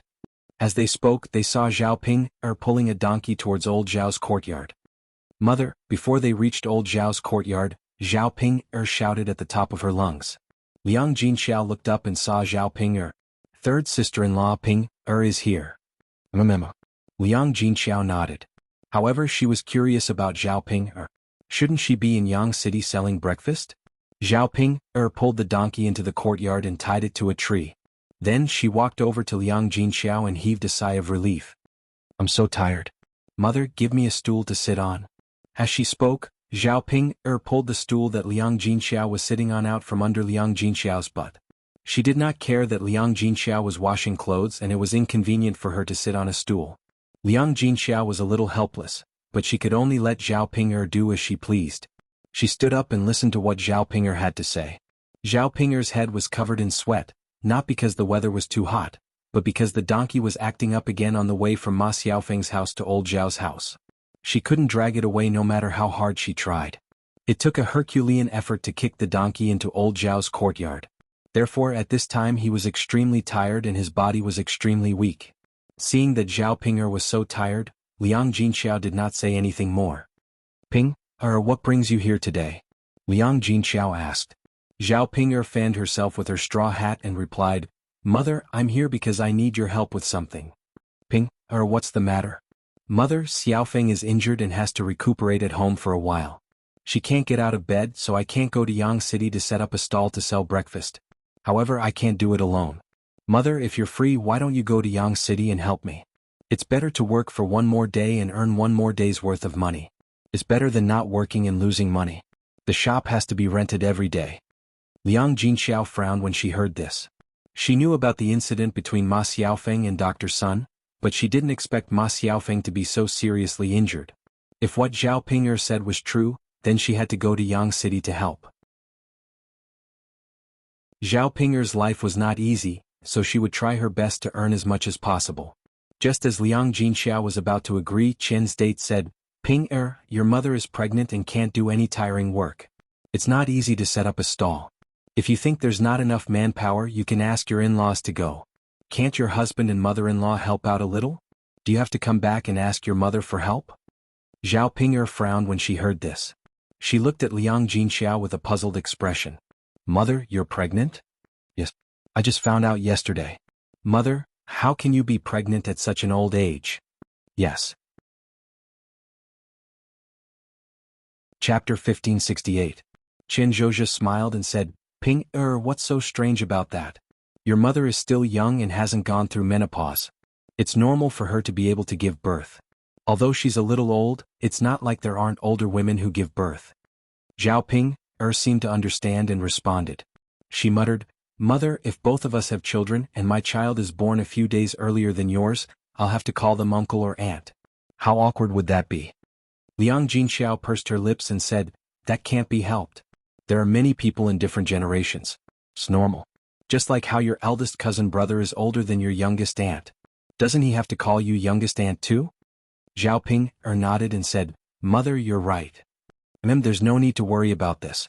But Mother, if you don't go to town to help me sell breakfast, Brother Yuan and his mother aren't very good at it. I don't know if they can sell well. Didn't you just get pregnant? It shouldn't be a problem, right? This. Liang Jinxiao hesitated. She wasn't sure. Chen Zhozhi couldn't help but say, Ping, although your mother just got pregnant, she's old. She's different from you. It's better to take it easy. What if something happens? Zhao Ping pursed her lips and said, But I don't think it'll work if Brother Yuan and his mother. How would you know if you didn't say anything? Moreover, you set up the stall to earn money for your in-laws, not for your mother. It's natural for them to work, but it's wrong for your mother to work. After Chen Zhozhi said that, Zhao Ping knew that she couldn't count on Liang Jinxiao. She secretly scolded her fourth aunt for being a busybody. Otherwise, with her mother's character, she would definitely help her if she asked. All right. I'll go back and talk to my in-laws. Ping, do you have anything to do in the afternoon? Why don't you go back after lunch? Mother will make some delicious food for you. You're pregnant and need to nourish your body. When Zhao Ping heard Liang Jinxiao say that she would make delicious food for her, she was elated. Okay, Mother. I want to eat rooster. The kind of rooster that's stir-fried. Mother, it's more delicious than stir-fried. When Zhao Pinger thought of the braised rooster, her mouth began to salivate. She couldn't wait to eat it. People in the countryside would usually stew the chicken to eat. Most of the chickens raised were hens. After all, hens lay eggs and it was much cheaper than raising rooster chickens. The few roosters raised at home were all used for special occasions such as New Year's Day and festivals. Of chicken, of course, the to eat to touche chicken to eat and s to eat the chicken and the chicken soup was to say it. To a's to. Mother, what's wrong? You're not willing to cook for me? You just said that you would cook for me. Now that I want to eat, you're not going to cook for me. Aren't you going back on your word? Liang Jinxiao sighed. Ping, mother didn't say that I won't cook for you. It's not that I don't want to cook for you, but the chickens are out looking for food. They'll only be back in the evening. Even if we catch them, we won't be able to. Zhao Ping was silent for a moment. Her eyes darted around. Mother, I'll go catch them later. If I catch them, will you cook them for me? Chapter 1569. The house was about to be finished, and the men who went to work could only have a few meals at her house. She would cook a big rooster for them as a last treat. In addition, Zhao Pinger was pregnant, so she had to eat it sooner or later. It was better to kill it now so that the men who went to work could have a meal together. Okay, Ping, girl, if you can catch the big rooster, mother will cook it for you. Zhao Ping beamed with joy and said, Mother, I know you love me the most. I'll rest for a while and catch the rooster later. I'm so tired now. If it weren't for the stupid donkey in her house, she wouldn't be so tired. Alright then, you can rest now. Do you want to drink some water? Mother will get it for you. Okay. Liang Jinxiao turned and went into the house. In addition to pouring a glass of water, she also brought out a stool so that she could continue washing clothes and have something to sit on. Zhao Ping took the water and gulped it down. After drinking it, she wiped her mouth and looked refreshed. Mother, who is this child? Zhao Ping glanced at a baby in the cradle and pointed at Tian Tian and asked. Seeing that Zhao Ping was curious, Liang Jinxiao smiled and introduced, Ping, this is Yuner's daughter, your little niece. You are her aunt. Zhao Ping frowned and looked very conflicted. After her lips trembled, Zhao Ping couldn't help but ask Liang Jinxiao, Mother, are you sure? This is Zhao Yuner's daughter? Yes. Mother, how can Yuner be pregnant and give birth to a child so quickly? Can't I give birth to a child so quickly? When I saw her last time, her belly was still flat. In the blink of an eye, her child is already so big? Zhao Pinger's dumbfounded expression made Liang Jinxiao laugh uncontrollably. Pinger, who said that Yuner gave birth to this child? This child was adopted by her. What's the point of raising a good-for-nothing? Zhao Yuner is so stupid. Mother, tell me, why do other children need to be served with feces and urine? Liang Jinxiao pursed his lips and said, You can't say that. This child is very obedient. It's good for Yuner to have a daughter. Zhao Ping snorted in disdain. If it were me, I wouldn't raise someone else's child. How nice would it be to have one of our own? Liang Jinxiao did not say anything more. He knew that Zhao Pinger was a blabbermouth. Naturally, he would not reveal Tian Tian's true identity. Pinger, you rest first. Mother will go wash the clothes. Zhao Ping waved her hand and said, Mother, go ahead. Okay. Zhao Ping sat on the stool to rest. At this moment, Tian Tian woke up and stared at Zhao Pinger with a pair of big watery eyes. Looking at such a soft and tender child, Zhao Ping suddenly felt that it was very cute. She thought to herself that when she gave birth to a daughter, she would be just as cute. Her hands were itchy. Zhao Ping reached out to carry Tian Tian, who was in the cradle. However, before Zhao Ping could go over, a big black dog suddenly rushed over and barked at her. Zhao Ping was so frightened that she took a few steps back. She took a closer look at the black dog that was barking at her. This black dog was Zhao Yuner's little He. However, the current little He was different from the previous little He. The child now was much bigger and had become a big dog. Chapter 1570. Woof woof woof, woof woof woof. Little Black's barks were fierce and his voice sounded like that of a vicious dog. Seeing Little Black like this, Zhao Ping felt a chill in her heart, especially when she saw Little Black's sharp fangs. If she was bitten by Little Black, wouldn't she die from the pain? Most importantly, if one was bitten by a dog, it would be painful, but it was easy to get rabies. The person might go crazy, which was a much more serious situation. Therefore, under normal circumstances, no matter how brave a person was, they wouldn't dare to provoke those vicious dogs easily. If an accident happened, they wouldn't be able to bear the consequences. And the reason why Little Black was so fierce to Zhao Ping'er was because in Little Black's impression, Zhao Ping'er was a bad woman. Now this bad woman wanted to attack Little Master. Zhao Yun'er wasn't around as a dog, it had to protect Little Master's safety and not let Little Master be bullied by this bad woman. Zhao Ping'er took a few steps back and started cursing, "You ungrateful bastard, don't you know who I am? It's fine if you bite others, but you even bite your own family. I'll ask Zhao Yun'er to skin you and make dog meat stew." Little Black understood Zhao Ping'er's words and barked even more fiercely at Zhao Ping'er. Woof woof woof, woof woof woof. Zhao Ping'er was a little timid and didn't dare to look at Little Black directly. She shouted at Liang Jinxiao, "Mother, look, this dog is so fierce to me. Hurry and chase it away. What's the point of keeping an ungrateful bastard?" Liang Jinxiao sighed, feeling a little tired. Actually, Little Black was usually quite obedient and understood humans. Sometimes, when Little Black was asked to do something, Little Black would help. She didn't know why Little Hay treated Zhao Ping'er like this. Maybe it was because Zhao Ping'er didn't stay at old Zhao's house often after she got married. Liang Jinxiao walked up to Little Blackie and patted its head. She said to Little Blackie, all right, Little Blackie, stop calling. This family is not an outsider." Little Hay glanced at Liang Jinxiao and seemed to understand Liang Jinxiao's words. After a whimper, it retracted its fangs and stopped barking. However, Little Black stood guard in front of the cradle and did not allow Zhao Ping'er to come over, lest Zhao Ping'er hurt the Little Master. Zhao Ping'er was a little angry. She felt that Zhao Yun'er went too far and bullied her. Now even Zhao Yun'er's dog was the same. They were all bullies. They had gone too far. The more Zhao Ping'er thought about it, the angrier she felt, but there was nothing she could do. "Mother, chase it away. It's a hindrance in our yard." Zhao Ping'er pointed at Little Hay and complained, "Is it okay to let it sit? Ping'er, if you don't provoke it, it won't bite." Zhao Ping'er was a little unwilling. "Mother, I just don't want to see this beast.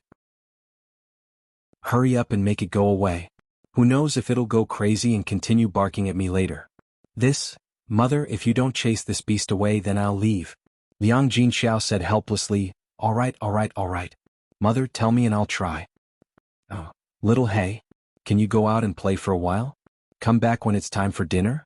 Liang Jinxiao patted Little Hay's head and said in a negotiating tone. "Oh." Little Hay whimpered, but still sat there with no intention of leaving. "Little Hay, you scared Big Sister Yun'er just now. She's very scared now. Can't you just leave for a while?" Chapter 1571. Liang Jinxiao looked at Little Hay and said to Zhao Ping'er awkwardly, "Ping'er, you saw it too. I can't order Little Hay around. If it doesn't leave, I can't do anything about it. I can only wait for Yun'er to come back." Little Hay listens to his daughter. When Zhao Ping'er heard this, she frowned and looked displeased. "This stinky dog. Mother, what's the point of keeping such an inhumane beast? I think it's better to kill it and eat it. Dog meat hot pot tastes very good. It can go well with father's wine." Zhao Ping'er snorted. Little Hay understood Zhao Ping'er's words and barked even more fiercely at Zhao Ping'er. Woof woof woof, woof woof woof. Little Hay bared his fangs. If it wasn't for the fact that he was afraid of causing trouble for his master by biting Zhao Ping'er, he would have already rushed up to bite Zhao Ping'er. He wouldn't have left Zhao Ping'er until now. When Zhao Ping'er saw that Little Hay was biting even more fiercely, she instantly became angry. She scolded Little Hay, "You little beast, you're still pushing your luck, aren't you? You're shameless." Liang Jinxiao sighed, "Ping'er girl, it's just a beast. Don't be so calculative with it." "Mother, it's not a matter of whether I'm calculative or not. Look at it, it's so infuriating. Mother, I have to teach it a lesson today. Otherwise it will bark at me fiercely later. Beast, as long as you beat it until it's afraid, it will be obedient to you." As she spoke, Zhao Ping'er picked up a stone from the ground and threw it at Little Hay. Little Hay was quick-witted and hurriedly got up to dodge. Its pair of black eyes glared fiercely at Zhao Ping'er. "Little bastard, you still know how to hide. Anyway, you can't hide no matter how you hide. Today I will beat you until you are obedient." Zhao Ping'er's heart was stifled with anger. She felt that it was fine to be bullied by Zhao Yun'er, but she couldn't let Zhao Yun'er's dog bully her as well. Therefore, no matter what, he had to teach Little Black a lesson today. Taking care of Little Hay was a warning to Zhao Yun'er not to go too far. After all, one had to look at the owner before beating a dog. She had hit Little Hay, which was also a slap to Zhao Yun'er's face. Seeing that the stone couldn't hit Little Black, Zhao Ping picked up the hoe beside her. He waved his hoe and charged towards Blackie. Little Hay originally didn't intend to attack Zhao Ping, but now that Zhao Ping was treating him like this, there was no need for him to endure any longer. Thus, Little Hay cleverly dodged Zhao Ping's attack and directly rushed behind Zhao Ping, pouncing on Zhao Ping. Zhao Ping couldn't bear Little Hay's weight and directly fell to the ground. A scream of agony was heard. They saw Zhao Ping lying on the ground and Little Hay lying on Zhao Ping's body. When Liang Jinxiao saw this, he was instantly frightened. "Pinger girl," Zhao Ping cried and shouted, "Mother, hurry and help me kick this bastard off. Mother, hurry, hurry." Hearing Zhao Ping's urging, Liang Jinxiao hurriedly took a step forward. "Little Hay, hurry and come down. Don't hurt her." Little Hay's pitch-black eyes glanced at Liang Jinxiao, but ignored Liang Jinxiao. He continued to bark and placed his paws on Zhao Ping's shoulders. "Mother, why aren't you hurriedly getting this bastard off?" Zhao Ping was very anxious, afraid that Little Hay would do something to her. She was fearless because she was angry just now, but now that Little Hay had knocked her down, she immediately became terrified. Liang Jinxiao was also anxious and didn't know what to do. "Ping, girl, Little Hay isn't coming down." Chapter 1572. Seeing that Zhao Ping's situation was indeed not optimistic, Liang Jinxiao stepped forward and wanted to pull Little Hay away. However, Little Hay's fangs were out and it seemed to warn her that if she went forward to help Zhao Ping, it would bite her. Liang Jinxiao was frightened by Little Hay and took a step back. "Ping, girl, no, Little Hay is very fierce." Zhao Ping was so scared that she cried, "Mother, if you don't help me get it off, I'll be in trouble." Liang Jinxiao stomped her feet anxiously. In this situation, helping might be worse than not helping. Little Hay looked like it could pounce on them and bite them at any time. "Ping, girl." "Mother?" Little Hay was on Zhao Ping and its two front claws scratched Zhao Ping's head. Zhao Ping's hair was suddenly messed up. This was just the beginning. Little Hay then peed on Zhao Ping's head. A pungent smell of urine poured into Zhao Ping's nose. Zhao Ping spat out a mouthful of saliva. She was disgusted. Pa, this little bastard actually dared to pee on my head. I'll skin it alive when I get back. Mother, why aren't you looking for help? Ask the family to help me." After being reminded by Zhao Ping, Liang Jinxiao realized that she had forgotten to call for help and hurriedly shouted in the courtyard. Qian Zhonghu had just taken the wooden basin to the river to wash clothes. The men from the first branch and the fourth branch were not at home. Her own man had gone to build a house. Now, only Feng Zhangxia and Zhao Wenshui were left in old Zhao's house. Feng Zhangxia heard Qian Zhonghu shouting and walked out of the house. When she saw Zhao Ping lying on the ground after being beaten by Little Hay, she was shocked and hurriedly took a few steps back. She was afraid that Little Hay would hurt her and did not dare to approach Liang Jinxiao. A few meters away, Feng Zhangxia said to Liang Jinxiao, "Oh, third sister-in-law, what's wrong? Why is Ping's dog lying on Ping's body?" At this critical moment, Liang Jinxiao did not have time to explain so much to Feng Zhangxia. She only called out to Feng Zhangxia, "Little Hay is angry. Eldest sister-in-law, quickly come over and help. Otherwise it will be bad if Ping is bitten." Feng Zhangxia's eyes turned and glanced at Little Hay, who was lying on Zhao Ping's body with its fangs bared. She felt a chill in her heart and could not help but tremble. She hurriedly said to Liang Jinxiao, "Third sister-in-law, it's not that I don't want to help you. This Little Hay is so fierce. Who knows if I will be bitten by Little Hay if I help? If I am bitten, it is not worth it. Don't tell me you are going to compensate me?" Feng Zhangxia was not willing to do things that did not benefit her. Moreover, the situation of being bitten by a dog was very serious. She was not stupid and would not provoke a dog when it was angry. Liang Jinxiao looked at Feng Zhangxia anxiously. She could not go up to stop Little Hay alone and was also very scared. What should we do? Eldest sister-in-law, we can't just watch Ping be like this." Feng Zhangxia swallowed her saliva and said with a trembling voice, "There is no other way.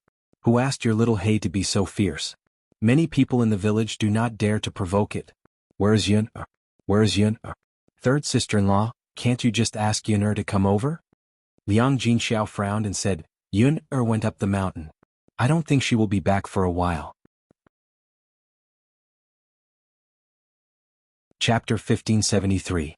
Speaking of Zhao Wenshui, he was the only man in the family. Who else could she turn to if not Zhao Wenshui? However, Zhao Wenshui was usually very lazy and would not help. Even if she asked Zhao Wenshui might not agree. This, will second brother come to help? Liang Jinxiao murmured. Feng Zhangxia muttered, third sister-in-law, you should try. How do you know if you don't try? Second brother is a man. He's better than us two women, right? As the two of them were talking, Zhao Ping'er on the ground was miserably abused by Little He.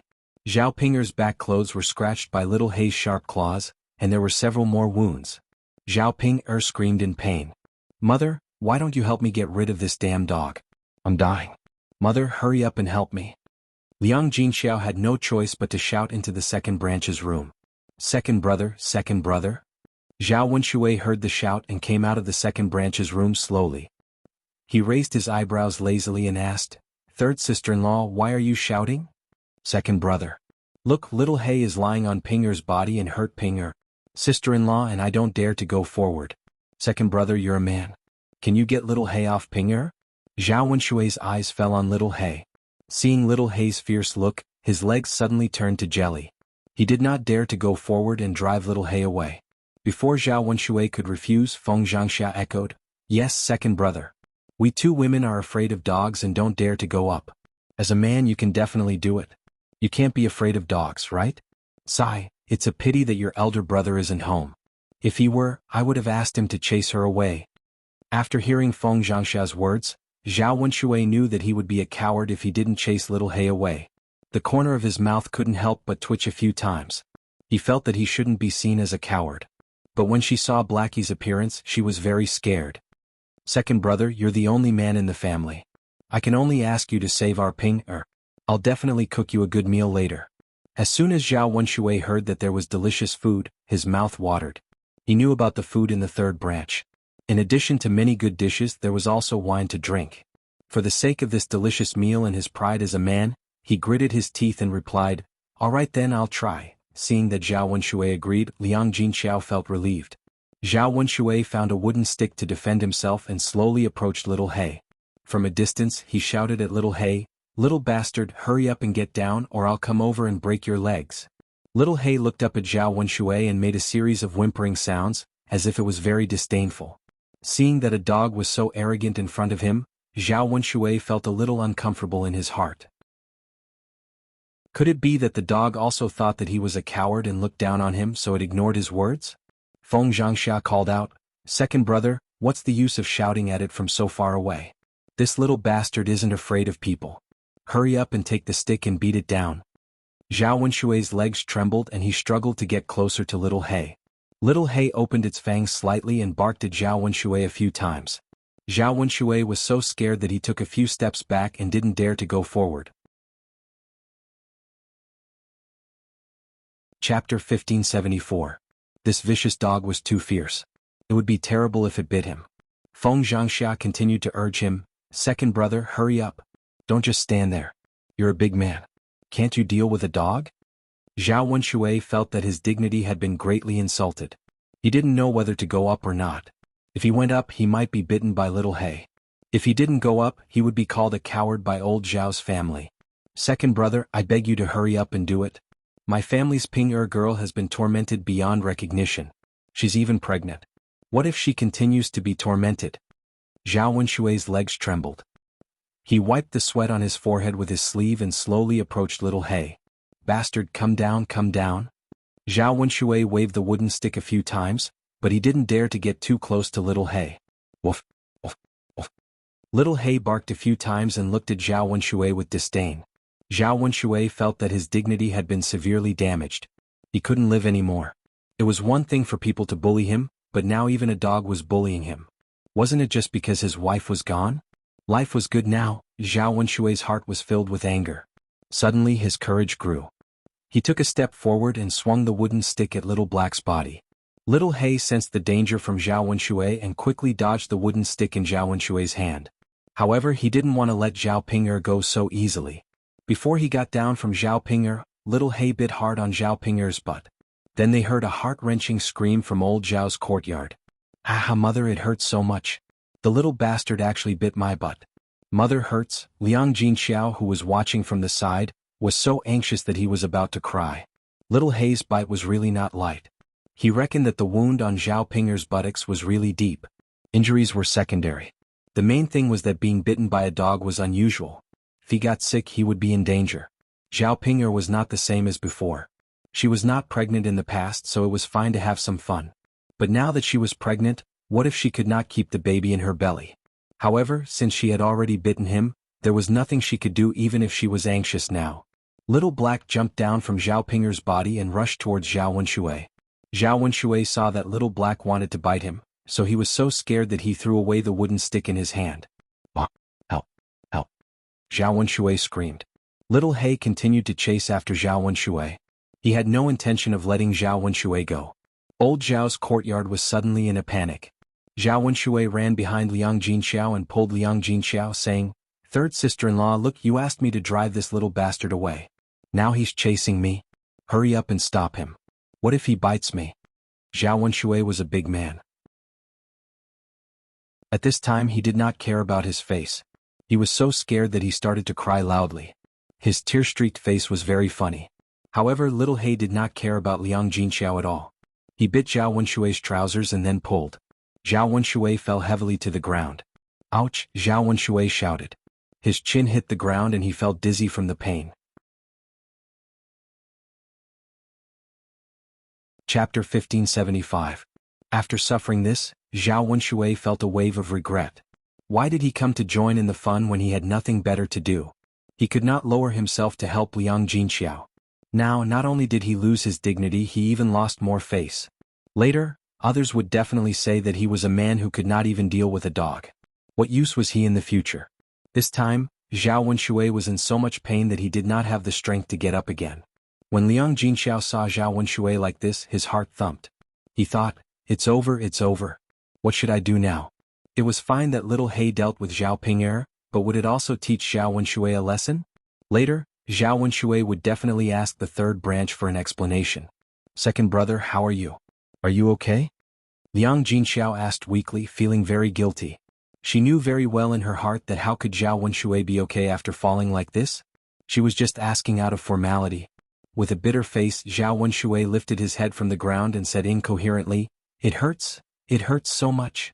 Third sister-in-law, quickly pull me up." Liang Jinxiao glanced at Zhao Wenshui and saw that Little He was still lying on Zhao Wenshui's body. He did not dare to take a step forward. "Second brother. Little He is very fierce. I don't dare to come up," Liang Jinxiao said apologetically. Zhao Wenshui's heart sank. Liang Jinxiao did not dare to take Little He away. Then wouldn't he be tortured by Little He like Zhao Ping'er? He had seen Zhao Ping'er's miserable state.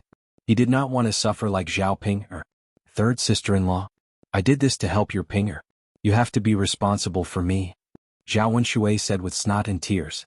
He was still a little inarticulate. Liang Jinxiao frowned. He wanted to do something about it, but he couldn't. He was caught in a dilemma. "Second brother, I'm really sorry. I'm pregnant. If Little Black bumps into me, I'm afraid I won't be able to keep the baby." Liang Jinxiao was not doing this for herself. She was also thinking about the child in her belly. She was already 40 years old, and it was very easy for her to have a miscarriage, so she had to be careful in everything she did. Now that Little He was fierce, if he were to pull him down like Quick Blade Zhao Wenshui, the child would definitely be lost. "Third sister-in-law, why are you like this?" Zhao Wenshui felt hopeless and cursed Liang Jinxiao at the same time. If he had known, he would not have meddled in other people's business. So what if Zhao Ping'er was bitten to death by Little He? He did not have to suffer. She was not his daughter. Now he had to suffer. "Second brother, I'm really sorry about this. I'll drink a few more times later. You can come to my house to eat as an apology." At this moment, Zhao Wenshui did not care about anything else. He just wanted to get away from Little He's claws as soon as possible. Little He treated Zhao Wenshui well. He only scratched a few wounds on Zhao Wenshui's body and did not bite Zhao Wenshui. After a while, Little He escaped from Zhao Wenshui's mountain. In the blink of an eye, he rushed out of old Zhao's house and went somewhere. The noisy scene in old Zhao's house suddenly stopped. Little He was very smart. He knew when to stop. He knew that he should leave quickly after cleaning up and wait for Zhao Yuner to come back to support him. He did not want to be skinned alive if he fell into the hands of old Zhao's family. It was not until Little He left that Liang Jinxiao and Feng Zhangxia dared to help Zhao Ping'er and Zhao Wenshui up. Chapter 1576. Feng Zhangxia pinched her nose in disgust and let go of the hand that was supporting Zhao Ping'er. She called out to Liang Jinxiao, "Third sister-in-law, you support Ping'er. I'll help second brother." Liang Jinxiao nodded and responded, "Okay, sister-in-law." Zhao Ping'er was in too much pain from the fall. In addition, her butt was bitten and her back was scratched. Even with Liang Jinxiao supporting her, she could not stand up straight. "Oh, mother." Zhao Ping'er continued to cry. She was in so much pain that she couldn't help but call out for her mother. Liang Jinxiao's heart ached when she saw that Zhao Ping'er's body was stained with so much blood. No matter what, Zhao Ping'er was still her biological daughter. How many mothers could bear to see their biological daughter suffer like this? Thinking about it, little He was really ruthless. He was so heavy-handed. If Zhao Wenxue hadn't chased him away, perhaps Zhao Ping'er's life would have been gone. How are you feeling? Does it hurt?" Liang Jinxiao took out a handkerchief and wiped Zhao Ping'er's face that was stained with urine and dust on the ground. Zhao Ping'er grimaced and cried, "It hurts, mother. It hurts so much." "Where does it hurt?" Liang Jinxiao hurriedly asked. "It hurts everywhere. Mother, that bastard is too ruthless. The flesh on my butt was almost bitten off." Liang Jinxiao glanced at Zhao Ping'er's butt. She saw that Zhao Ping'er's clothes were torn where little He had bitten her butt. A piece of flesh seemed to have fallen off from the wound. It was a bloody mess and looked very terrifying. Liang Jinxiao's heart trembled as if the pain had been transferred to her body. "Ping'er, you've suffered. Mother will help you to lie down in the room. I'll get a doctor to take a look at you." Zhao Ping'er whimpered. Now that she had a headache and felt dizzy, she would let Liang Jinxiao arrange whatever Liang Jinxiao arranged. "Mother. Then hurry up. Otherwise I'll lose my life." Liang Jinxiao hurriedly responded, Okay. Ping'er, mother will go now. Rest in the room first. Mother will be there soon." Woo. Zhao Ping'er whimpered a few times in agreement. It took Liang Jinxiao a Herculean effort to bring Zhao Ping'er back to the room. Liang Jinxiao's body. Liang Jinxiao's mother was Jinxiao's. Zhao Jinxiao's mother. Zhao Ping'er suddenly grabbed Liang Jinxiao's hand and said to Liang Jinxiao, "Wu, mother, my stomach hurts." As she spoke, Zhao Ping'er covered her stomach with her other hand and looked like she was in pain. Liang Jinxiao's heart skipped a beat. Stomach hurts? Could it be that she had really hurt the child? What if she had a miscarriage? After all, this was Zhao Ping'er's first child and the family Qin's first grandchild. If she had a miscarriage, it would be a big deal. "Ping'er. You." Liang Jinxiao was so scared that her lips trembled and she was speechless. She hurriedly checked Zhao Ping'er's lower body and saw blood flowing out. She immediately panicked. "Ping'er. Don't scare your mother." "Mother. My stomach hurts." Zhao Ping'er gritted her teeth and squeezed these words out of her mouth. Her forehead was covered with a layer of cold sweat. Zhao Ping'er's painful expression and the blood flowing out of Zhao Ping'er's lower body made Liang Jinxiao certain that Zhao Ping'er's child might really be miscarried this time. If her first child was miscarried easily, it would be difficult for her to have another child in the future. Chapter 1577. When Zhao Ping'er was divorced, she would have to return to the third branch. At that time she would be together with Zhao Yun'er, and the two sisters would inevitably have conflicts. This was not the main point. If Zhao Ping'er stayed in her in-laws' house for a long time, the people in the village would definitely laugh at her. Thinking about it, she spent a lot of effort to marry Zhao Ping'er off. Wasn't it because she didn't want Zhao Ping'er to stay in her parents' house? For this reason she even gave a lot of dowry. If Zhao Ping'er was divorced, it meant that all her previous efforts would be in vain. Faced with this situation, Liang Jinxiao was even more at a loss. Ping'er girl, you have to hold on. Don't let anything happen to you." "Mother, pain, woo. Zhao Ping'er cried and shouted. She was also very scared. Sister-in-law. Liang Jinxiao was at a loss and had to call Feng Zhangxia. Feng Zhangxia heard Liang Jinxiao's call. After helping Zhao Wenxue into the house, she hurried to the third branch's house. "Third sister-in-law, what's wrong?" "Sister-in-law, look, Ping'er girl is bleeding down there. What should we do?" Feng Zhangxia looked at Zhao Ping'er's lower part. It seemed that there was indeed a lot of bleeding. "Third sister-in-law, I'm afraid that Ping'er girl will have a miscarriage. The child in her belly can't be saved." "Sister-in-law, what should we do?" Liang Jinxiao cried anxiously. While wiping his tears, he pulled Feng Zhangxia and asked. Feng Zhangxia comforted, "Third sister-in-law, calm down first and take care of Ping'er girl. I'll call Dr. Sun and let Dr. Sun come over to see if the child in Ping girl's belly can be saved. Liang Jinxiao nodded heavily. Okay, sister-in-law, I'll have to trouble you. Please make a trip. Feng Zhangxiao waved her hand. Third sister-in-law, you don't have to be so polite with me. Hurry up and look after Ping. I'm going. As Feng Zhangxia spoke, she left the third branch's room and ran towards Dr. Sun's house. At this time, Dr. Sun was not having a good time at home. His children had caught him and reprimanded him for all the trouble he caused. He said that he was already so old, yet he was still embarrassing his grandchildren. Fortunately, they had already separated from each other. Otherwise, they wouldn't have the face to continue staying together. Compared to Ma Xiaofeng, old Madame Sun was the mother of Dr. Sun's children. If Dr. Sun really married Ma Xiaofeng, wouldn't the money that he had accumulated from treating patients over the years be given to this mistress? Their children might not even get a share after Dr. Sun's death. His children even threatened that if Dr. Sun really dared to divorce old lady Sun and marry Ma Xiaofeng or other women, they as his children, would not collect his corpse after he died. This was an Achilles heel for Dr. Sunday, who didn't rely on their children to make arrangements for their funeral after they died. If his children ignored him, would he not be able to enter the ground and rot on his own? It was fine if Dr. Sun was laughed at by the villagers after he went out, but he was also disliked by his children at home. He and old Madame Sun were at loggerheads, and neither of them paid attention to the other. He didn't go out to treat patients for the past few days. He just stayed in the house and prepared to calm down for a few days. When Feng Zhangxia found Dr. Sun's house, old Madame Sun was sitting in the courtyard and Dr. Sun was not there. Feng Zhangxia went up to old Madame Sun and asked, Auntie Sun, is Dr. Sun at home? Something happened to my niece and she might have a miscarriage. I want Dr. Sun to go and see her quickly. Maybe the child can still be saved. Chapter 1578. However, seeing that Feng Zhangxia came to find Dr. Sun, she knew that it was an emergency. The miscarriage of the child in her belly was a human life, not a trivial matter like catching a cold. She still replied with some displeasure, He died in the house. Feng Zhangxia was shocked when she heard this. Her lips trembled as she asked, What? Auntie Sun, Dr. Sun is dead? Dr. Sun is dead. Who will the village look for in the future? The corner of old lady Sun's mouth twitched. She felt that Feng Zhangxia was really stupid. Why couldn't she understand what she meant? She didn't say that Dr. Sun was really dead. It was just a metaphor. He's not dead, he's not dead. He's in the house. You can go find him yourself. Feng Zhangxia was dumbfounded and muttered, But Auntie Sun, you just said that Dr. Sun died in the house?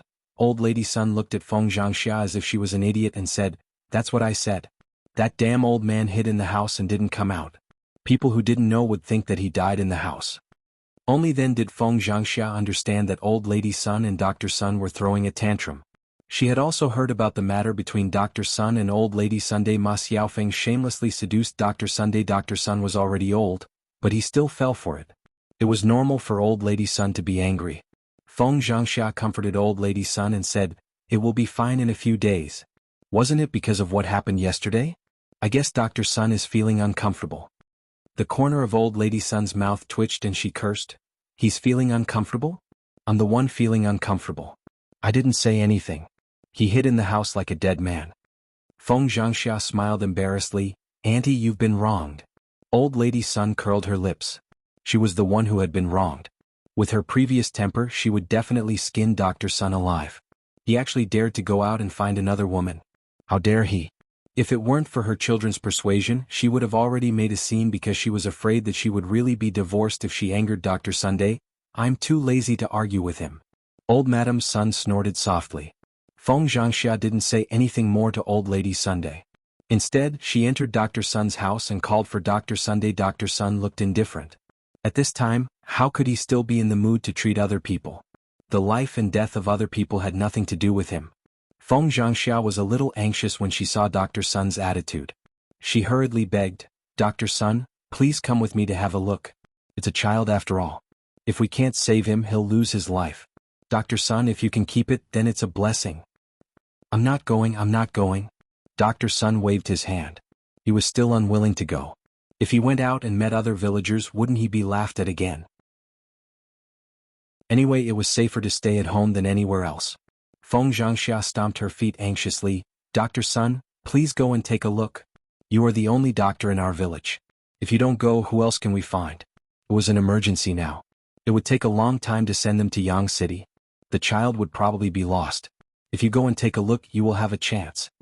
Dr. Sun frowned. I say, why are you nagging and nagging? Aren't you annoying? Dr. Sun. It's not that I like to nag, it's that I have no choice. Just go. Chapter 1579. Only then did Feng Zhangxia let out a heavy sigh of relief. She smiled and said to Dr. Sun, Okay, I've really troubled you, Dr. Sunday AI, there's no other way. If it wasn't an emergency, I definitely wouldn't urge you to go in such a hurry. Dr. Sun responded faintly and came out of the house with a medicine box on his back. Old Lady Sun glanced at Dr. Sun faintly and sneered, Hee, you finally know to come out. I thought you died in the house. Dr. Sun glared at Old Lady Sun unhappily and said, What are you talking about, old woman? Are you so eager for me to die? Old Lady Sun sneered, I'm not eager. It's just that if I do such a shameful thing, I won't have the face to see anyone. I'll definitely find a wall and kill myself. Dr. Sun trembled with anger at Old Lady Sun's words. Damn old woman, I won't die. I'll anger you to death. If you don't die, then don't die. Anyway, it's a disgrace to live. You. Seeing that the two of them were about to quarrel, Feng Zhangxia was afraid of wasting time and quickly said, Okay, Auntie Sun, Dr. Sun, you two should stop quarreling. You're an old married couple. Whatever happens, it's a matter between the two of you. Can't the two of you live together? If you quarrel, aren't you afraid of being laughed at by others? Let bygones be bygones. It's useless to think about quarreling now. After being persuaded by Feng Zhangxia, both old Madam Sun and Dr. Sun knew that even if they quarreled, it was not good to quarrel in front of outsiders. They would just quarrel in private. I'm too lazy to care about him. Hurry up and go to old Zhao's house to have a look. But damn old man, I'm warning you. If you don't come back quickly after you're done, don't blame me for being rude if you go to that little bitch again. The corner of Dr. Sun's mouth twitched. He was too lazy to say anything more to Old Lady Sunday. How would he dare to go to Ma Xiaofeng? If he was found out again, he would be stabbed in the back by the village. Old Zhao's eldest daughter-in-law, let's go. Okay. Feng Zhangxia responded. The two of them rushed to Old Zhao's house one after another.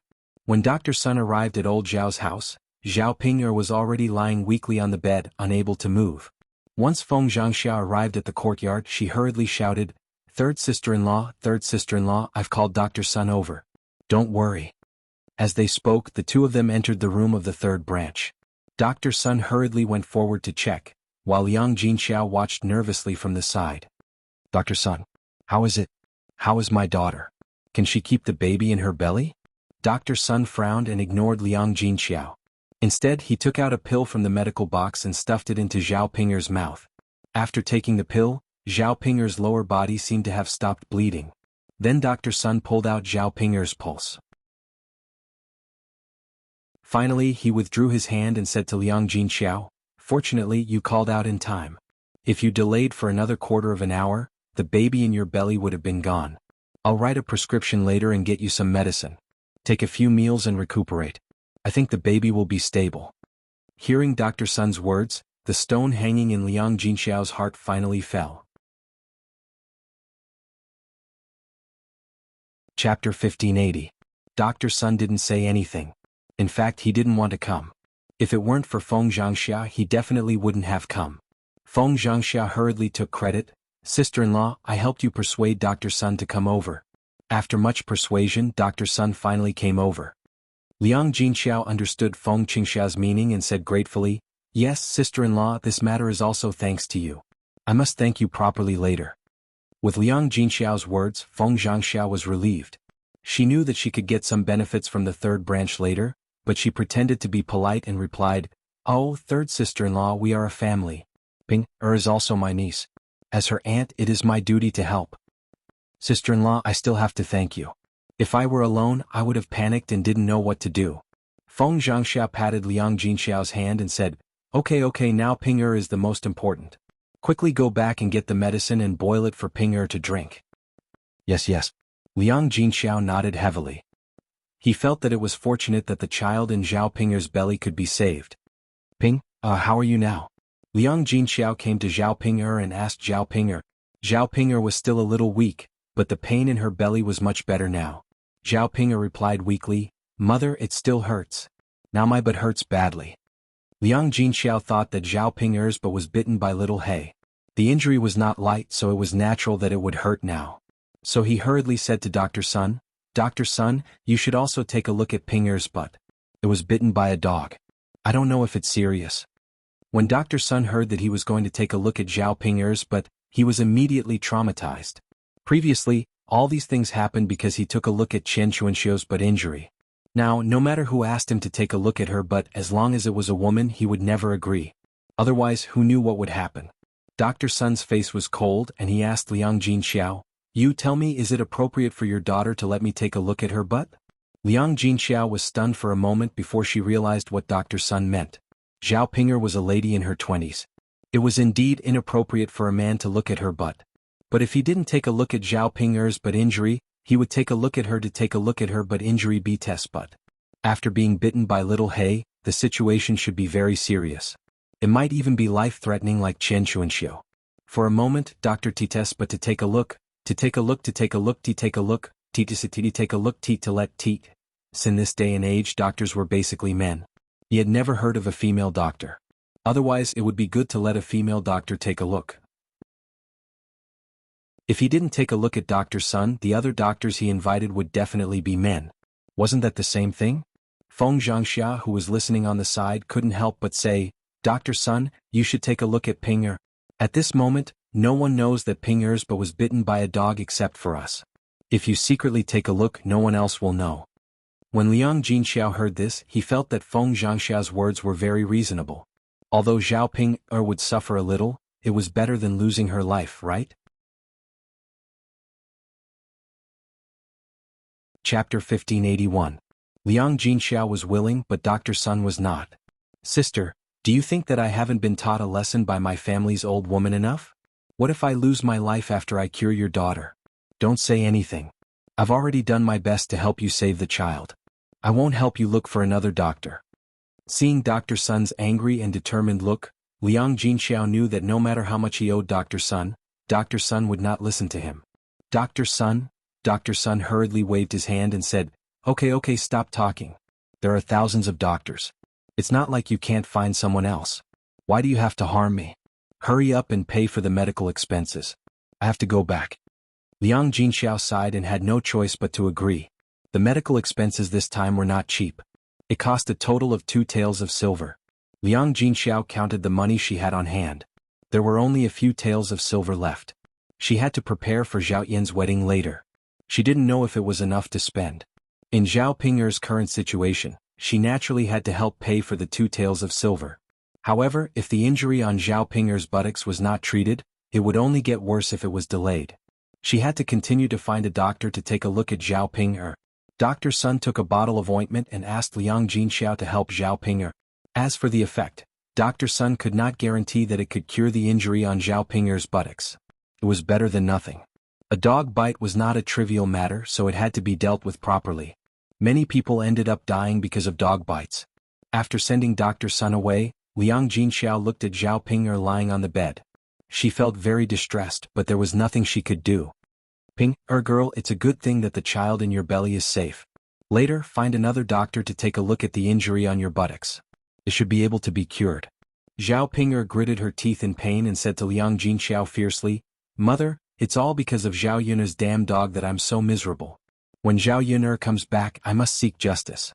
I must make her skin that damn dog and stew it." Liang Jinxiao sighed. She knew that Zhao Yun'er treasured Little Black very much. It was impossible to let Zhao Yun'er kill Little Black. It was impossible. "You can't bite the dog. You." Zhao Ping'er's heart was filled with anger. How could she be willing to let Little Black go? "Mother, no, I don't agree. In any case, I must skin that damn dog. Otherwise, I won't be able to swallow this anger. Ping'er girl, you know Yun'er's temper. Little Black is her dog. If she doesn't agree, then you can't touch it." Zhao Ping'er pursed her lips and said to Liang Jinxiao with an aggrieved face, "Mother, you only know how to favor Zhao Yun'er. Zhao Yun'er's dog almost caused the child in my belly to die. It's fine if I don't get even with her, but can't I get even with a dog? Can a dog's life be compared to the child in my belly? Mother, look at how badly I've been injured by this damn dog. Liang Jinxiao glanced at Zhao Ping'er. Indeed, Zhao Ping'er was seriously injured. Little Black had gone too far this time. Sigh. Let's wait for Yun'er to come back and tell Yun'er. Let's see what Yun'er says. Chapter 1582. Alright. Ping'er, don't be angry. Lie down on the bed and rest for a while. Mother will boil some hot water and bring it over to wipe your body. At this time, Zhao Ping'er not only smelled of urine on her head, but there was also blood between her thighs. She had to wash it properly. Zhao Ping'er was very weak and did not have the energy to make a fuss. She could only let Liang Jinxiao go. She thought that she did not have to set up the breakfast stall anymore. She and Ma Xiaofeng were both injured. It was really a coincidence. Liang Jinxiao went out of the third branch's room, boiled some hot water and cleaned up Zhao Ping'er.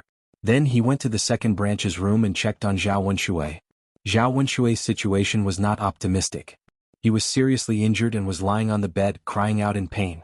After being sent to the second branch's room, Zhao Wenshui had an idea. He felt that it was not bad luck that he was injured this time. Now he could find an excuse to let Liang Jinxiao take care of him. He could not move in bed. Liang Jinxiao should at least take care of his food and drink. As long as he had food every day, it was okay for him to be injured. Zhao Wenshui was a little unhappy when he thought about how he asked Hua Chunhua for food and was scolded by Hua Chunhua. He did not care about Zhao Jing'er and Zhao Tianyu. He let them eat behind Hua Chunhua and he ate alone in the third branch's room. The food in the third branch's room was good and he could enjoy it for a while. Liang Jinxiao glanced at Zhao Wenshui and asked, "Second brother, how are you? Third sister-in-law, are you blind? Can't you see how I am now?" "Ah, second brother, I'm sorry. Thanks to you today." "Third sister-in-law, what's the use of saying that? You have to be responsible for me." Liang Jinxiao was slightly stunned and said, "Second brother? I'll call Dr. Sun for you now. I forgot to let Dr. Sun take a look at your injury just now." Liang Jinxiao said with a tinge of guilt in her voice. "There's no need for that, but third sister-in-law, I'm injured and can't get out of bed. I need to recuperate in bed. You have to bring me some food every day, right?" Liang Jinxiao thought for a moment and hurriedly replied, "Brother Tingrui, that's not a problem. I'll send some over to you when I have my meal. But are you sure you don't want Dr. Sun to take a look at your injuries?" "It's fine. I wasn't bitten. It's just a scratch. I'll be fine after some rest," Zhao Wenshui said nonchalantly. The reason why Zhao Wenshui didn't want Dr. Sun to come over and take a look was that he was afraid that Dr. Sun would say that it was fine after taking a look at it. He would then apply some ointment on it and it would be fine in a few days. How could he freeload off the third branch's food for a while then? Liang Jinxiao sighed. "Alright then, second brother. Have a good rest. If there's anything, just tell me." Got it. Then I'll leave first." "Okay." Liang Jinxiao left the second branch's room and went to take care of Zhao Ping'er again. On the other hand, Zhao Yun'er picked mint from the mountain. During this season there were many wildflowers on the mountain. Zhao Yun'er picked a lot of wildflowers back and weaved 2 garlands, one on her head and the other on Daodu's head. After dressing up, the pink and tender Daodu became as delicate as a porcelain doll. Zhao Yun'er stared at Daodu with satisfaction and said with a smile, "You look good. Mother, you look good with a garland too. You look like a fairy from heaven." Chapter 1583. Daodu shook his head. No, Daodu has never seen one before. But Daddy and Daodu said that fairies from the heavens are very beautiful. Since Mother is so beautiful right now, then you must be a fairy from the heavens. Zhao Yun'er was amused by Daodu's words. He was so sweet at such a young age, what would he be like when he grew up? Daodu should be able to grow into a graceful and elegant young man by the time he was 17 or 18 years old. Coupled with what he was saying to her now, his flirting skills should be very good. She would definitely be able to bring back a daughter-in-law without even doing anything herself. With that thought, Zhao Yun'er felt that her precious son was becoming more and more promising. He was much better than Mu Lianfeng. Mu Lianfeng's flirting skills were probably not even half of Daodu's. Is that so? Is Mother really that beautiful? Daodu nodded heavily and said in a soft voice, "Of course, Mother. You are the most beautiful person Daodu has ever heard of." It was said that beauty was in the eye of the beholder. It turned out that in her son's eyes she could also become a beauty. Zhao Yun'er was amused by Daodu and was in a very good mood. She held Daodu's hand and was about to go down the mountain when she suddenly saw the figure of a familiar plant on the mountain. Zhao Yuna looked into the depths of the forest and saw a few red things among the sparse green leaves. It was a raspberry. If she wasn't wrong, it should be a raspberry. Zhao Yuna said to Daodu, "Daodu, just stand here for a while. Mother will go in and take a look." Daodu raised his cute little face and asked Zhao Yun, Mother, what are you going to see?" Zhao Ping'er touched Daodu's face and said, "You have to see if it's delicious. If it's delicious, I'll pick it for you to eat." "Oh mother, then you go." Yeah. Zhao Yun'er walked towards the depths of the forest. Fortunately, it was broad daylight, so there shouldn't be any danger. However, there were too many weeds on the ground, so it was easy to get scratched. Especially the thorns on the ground. They had thorns, and when they pierced into the flesh, it would be very painful. That was why Zhao Yun'er had asked Daodu to stand still and not come in. Otherwise, it wouldn't be worth hurting Daodu. After spending a lot of effort, Zhao Yun'er finally walked in. When she got closer, she realized that it was indeed a raspberry. This season was the time when the raspberries were ripe. They covered the shed and grew on the stems. They were bright red and made people drool just by looking at them. Looking at the large patch of raspberries growing, they couldn't finish it no matter how many they picked. Zhao Yun'er hurriedly tore off a raspberry and stuffed it into her mouth. A sweet taste filled her entire mouth, along with the fragrance of the fruit. Zhao Yun'er remembered that when she was young, she followed behind her grandfather in the countryside. There were many raspberries on the back mountain of her grandfather's house. When the raspberries ripened, many children in the village would run up the mountain to pick them. At that time, children had too few snacks. Raspberries were sweet and sour and were very tempting to children. However, because there were too many people picking the raspberries, each person could only eat a small portion during the ripening period. Although she could eat more fruits when she grew up, they were not as delicious as the raspberries in her memory. When she returned to the city, she didn't eat raspberries anymore. She didn't expect that she would eat raspberries again after she transmigrated. Perhaps it was God's blessing for her? No matter what, seeing so many raspberries made Zhao Yun'er very excited. Chapter 1584. Looking at so many raspberries, Zhao Yun'er was satisfied and carried the basket on her back. Then she came out of the woods and walked to Lil P with a handful of raspberries in her hand. "Here, Daodu, try it and see if it's delicious." Daodu looked at the bright red fruit and didn't know what a raspberry was. He looked up and asked Zhao Yun'er, "Mother, what is this? Is it delicious?" Zhao Yun'er patiently explained to Daodu, "This thing is called a raspberry. It's sweet and sour and it's delicious. Try it." Daodu responded in a soft voice. Then he grabbed a raspberry from Zhao Yun'er's hand and stuffed it into his mouth. After tasting the sweet taste, Daodu's small eyes narrowed in satisfaction. Then he smiled at Zhao Yun'er and said, "Mother, it's really delicious." "That's for sure. Here, Daodu, grab some for yourself and eat as we walk. Mother still has a lot of raspberries in her basket." "Okay." Daodu grabbed a handful of raspberries and followed Zhao Yun'er. The mother and son ate as they walked down the mountain. After picking so many raspberries, Zhao Yun'er guessed that the children would like to eat them. First, she went to give some raspberries to Mulan's children.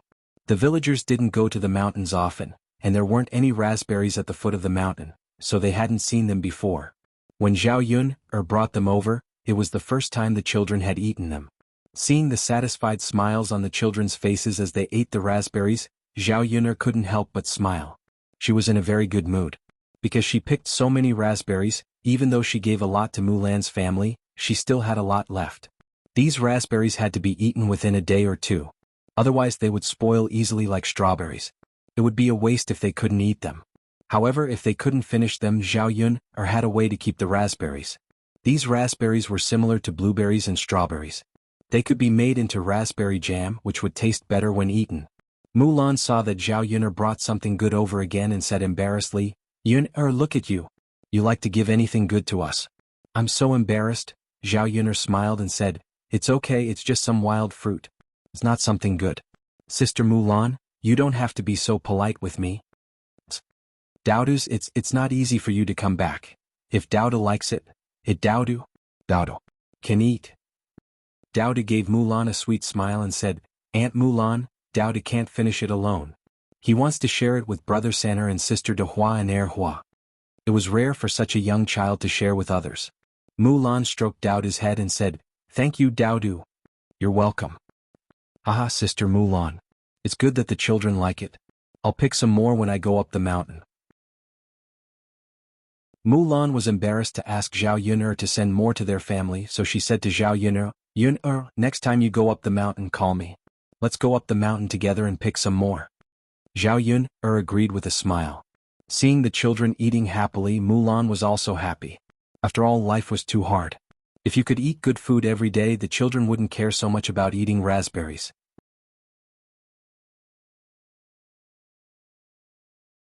Chapter 1585. When Mulan saw the children eating raspberries, she suddenly remembered that she still had watermelons in her family's fields. In fact, fields in the countryside were relatively rare. Very few farmers were willing to use their fields to grow watermelons and the like. After all, these things were not as practical as food. It just so happened that they had just separated this year so they could freely use their fields. In the beginning, Mulan and Zhao Yun'er sold breakfast together, so their income was good. They did not rely on the few plots of land at home to survive. Previously, the children had mentioned to her that they wanted to eat watermelons. Since it was the season to plant watermelons, Mulan asked Zhu Eru to plant some. They did not plant too much, only a little bit of land. They did not sell these watermelons, but it was enough for their family to eat. Hearing Mulan's words, Zhao Yun'er was a little expectant. Watermelons were the best fruit to quench thirst, especially in this kind of weather. It would probably be hot in half a month. They picked a watermelon from the ground and soaked it in the well water. The iced watermelon was very refreshing to eat.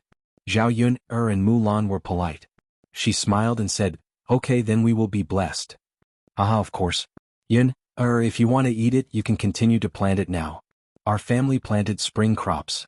You can plant summer crops now. You can eat it in about August. Zhao Yun'er heard Mulan's words and felt that it was quite good.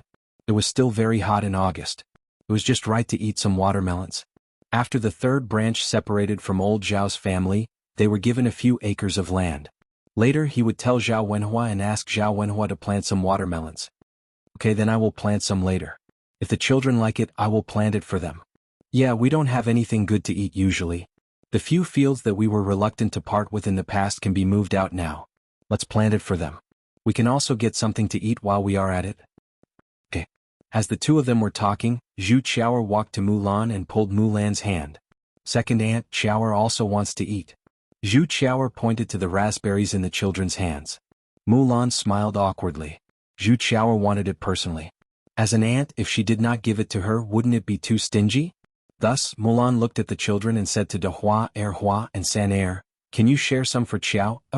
San Er straightforwardly took out a handful of raspberries and handed them to Zhu Qiaoer. Come, Sister Qiaoer, you eat. Zhu Qiaoer took the raspberry from San Er's hand and ate it happily. After a while, the RTO eat the raspberries. Qiaoer, Qiaoer, Qiaoer, Qiaoer, Qiaoer, Qiaoer, Qiaoer, Qiaoer, Qiaoer, Qiaoer to eat to Qiaoer. Zhu Qiaoer stretched out her hand in front of De Hua and Hua, indicating that De Hua and Hua should give her some. De Hua and Hua were naturally unhappy. Didn't San Er already give it to you? Qiaoer to eat, Qiao. I haven't eaten enough. You have to give me some. Zhu Qiaoer said matter-of-factly. Qiao Qiaoer's attitude made Qiao Qiaoer even more unhappy. Why should we give it to you? You have eaten and you still want to eat. Yeah, it's not like we didn't give it to you. Why do you always want to snatch our food? I won't give it to you anyway. I won't give it to you either. Chapter 1586. Mulan frowned. She couldn't do anything if the children didn't want to give it to Zhu Qiaoer. Moreover, it wasn't that she didn't give it to Zhu Qiaoer, but Zhu Qiaoer continued to ask for it after eating it. Mulan didn't like Zhu Qiaoer. This child liked to do things according to her temperament. In the end, it was the adults who didn't discipline her well. Zhu Qiaoer took it for granted that she would ask for things from others. She was just like Madame Qi. If she gave it to her this time, she would probably ask for more next time. So, she couldn't start this and continue to spoil her. So, Mulan said patiently, Qiaoer, didn't San Er give you some just now? They don't have much left now, so they can't give it to you anymore. Zhu Qiaoer glared at Mulan and complained unhappily, Second Aunt, you're so stingy. With that, Zhu Qiaoer ran away. Mulan was slightly stunned, and there was a touch of bitterness in the corner of her mouth. She actually said that she was stingy? Mulan didn't want to argue with a child. After all, children's words carried no harm. If she argued, it would be her fault. After sighing in her heart, Mulan decided not to take Zhu Qiaoer's words to heart. Zhao Yun'er watched from the side and was a little speechless. Sure enough, like the adults like the children, Children were born with similar temperaments. They had to rely on the guidance and education of adults. People like Zhu Dainiu and Madame Qi taught Zhu Qiaoer to be a little willful. She thought that she could get whatever she wanted and didn't care if others were willing or not. She wasn't grateful for what others shared. Instead, she was insatiably greedy. This kind of child would be a scourge to society when she grew up. Although she still had a lot of raspberries in her basket, she didn't like to give them to such a brat. Zhu Qiaoer ran away from Mulan and went to Madame Qi. "Mother, I want to eat the wild fruits that San'er and the others eat, but second aunt won't give it to me." Madame Qi finally finished weaving a basket. Now that she was taking a break to catch her breath, Zhu Qiaoer went to her and annoyed her again. "If you don't want to eat it, then don't eat it. What's the use of telling me, you damned girl?" Hearing the displeasure in Madame Qi's tone, Zhu Qiaoer pursed her lips. "Mother, Qiaoer wants to eat. Go and talk to second aunt and get some for Qiaoer." After Madame Qi rested, she was unwilling to move. She waved her hand and said, "If you can't get it, how can I get it?" Zhu Qiaoer pouted even more and looked at her with dissatisfaction. "Mother, you're not treating Qiaoer well. Qiaoer will tell father later. Father will definitely scold you." Although Zhu Qiaoer was young, she was able to observe the relationship between adults. Other things couldn't scare Madame Qi, but Zhu Dainiu was the only person she was afraid of. Madame Qi listened to Zhu Qiaoer's words. This damn child actually knew how to use Zhu Dainiu to scare her. However, Madame Qi was frightened. After all, Zhu Dainiu was very serious when he got angry. He might do something to her. If she was beaten up by Zhu Dainiu, she would lose a layer of skin. Madame Qi struggled in her heart and finally stood up. Okay. Mother will get it for you." Zhu Qiaoer nodded with satisfaction. "Okay." Madame Qi went to Mulan and said to Mulan, "Second sister-in-law, my Qiaoer just wants some wild fruits to eat. Why don't you give it to her? You're Qiaoer's second aunt. Why are you so stingy?"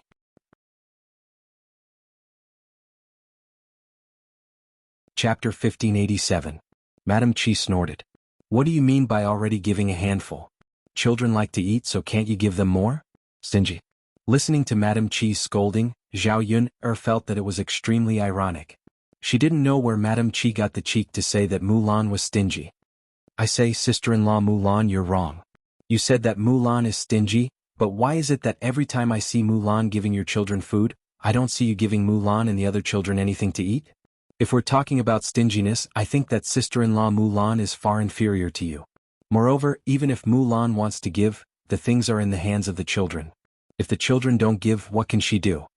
Zhao Yun'er's words left Madame Qi speechless. Madame Qi thought about it. Indeed, she had never given Mulan's children anything. It was always Mulan's family who gave her children food.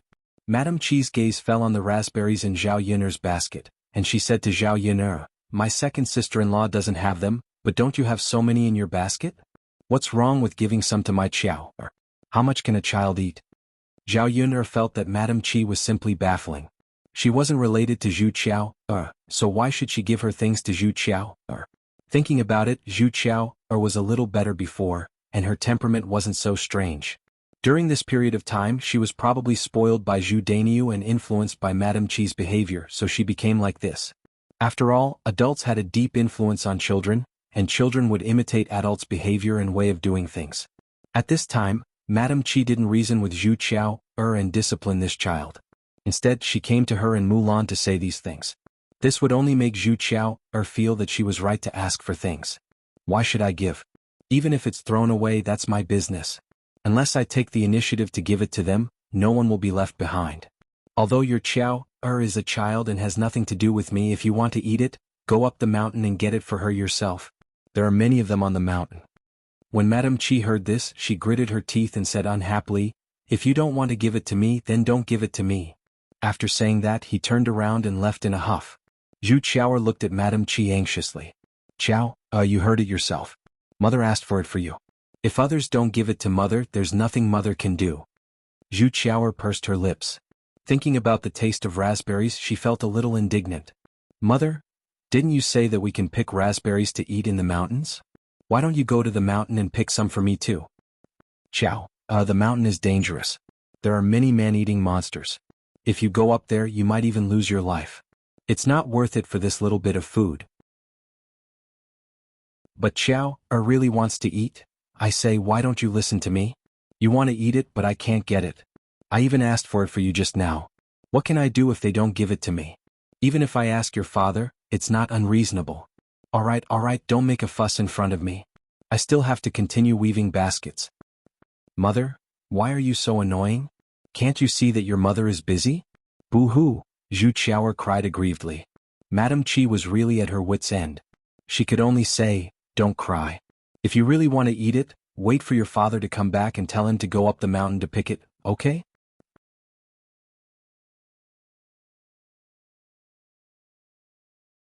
Chapter 1588.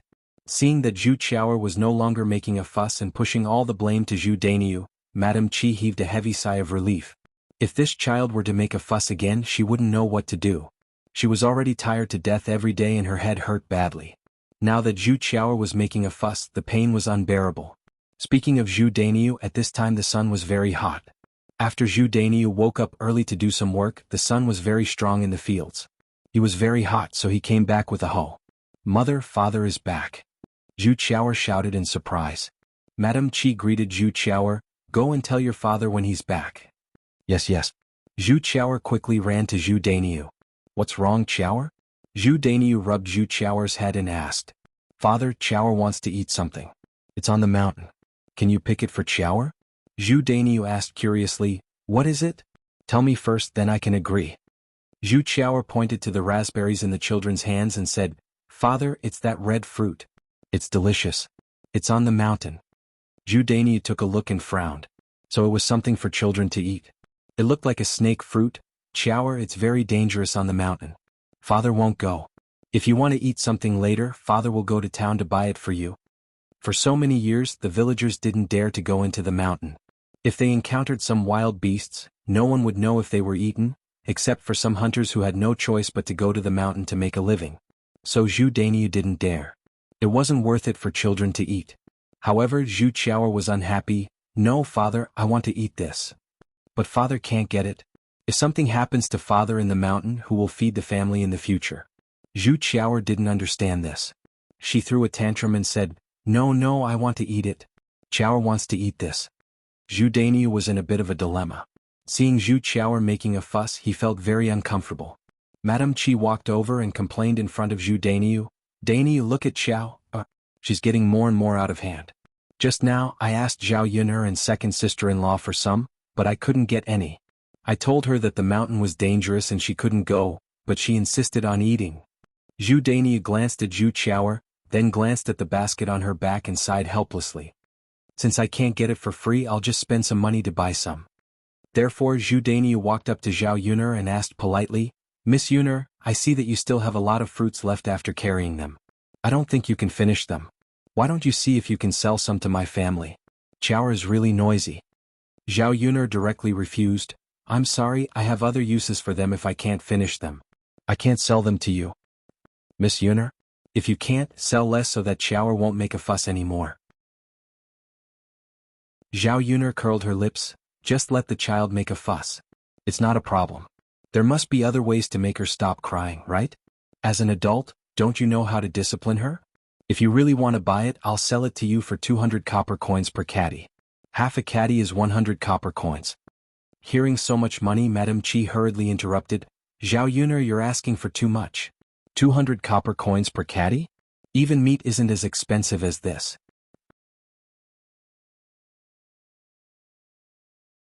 Chapter 1589. Madame Qi couldn't win against Zhao Yun'er, so she tugged at Zhu Dainiu's sleeve and said, Dainiu, why buy this? It's 200 copper coins per caddy. We don't know how many caddies of meat we can buy with this. If we save this money, we can't buy any good food later. Qiao, don't let her do as she pleases. Zhu Dainiu thought about it and agreed. It was a few copper coins per caddy. It was still possible to buy a caddy for Zhu Qiao. However, it was only a few hundred copper coins. How could it be worth it? Then don't buy it. Zhu Dainiu said. Father. Qiao, just wants to eat this. Originally, Zhu Dainiu wanted to go along with Zhu Qiao, since it was so expensive and Zhu Qiao was still making a fuss. Zhu Dainiu lectured Zhu Qiao with a cold face. Qiao, I'll give you whatever you want. As long as I can give it, I'll give it to you. However, this thing is very expensive. Why do you still want to eat it? Isn't it better to buy a few more caddies of meat later? Zhu Qiao pursed her lips. Seeing Senner and Hua eating happily, she swallowed a few mouthfuls of saliva.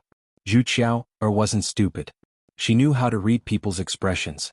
If Zhu Dania didn't look good, he would definitely not agree to buy it for her. No matter how much she made a fuss, it would be useless. If she continued to make a fuss, she might even be beaten with a stick.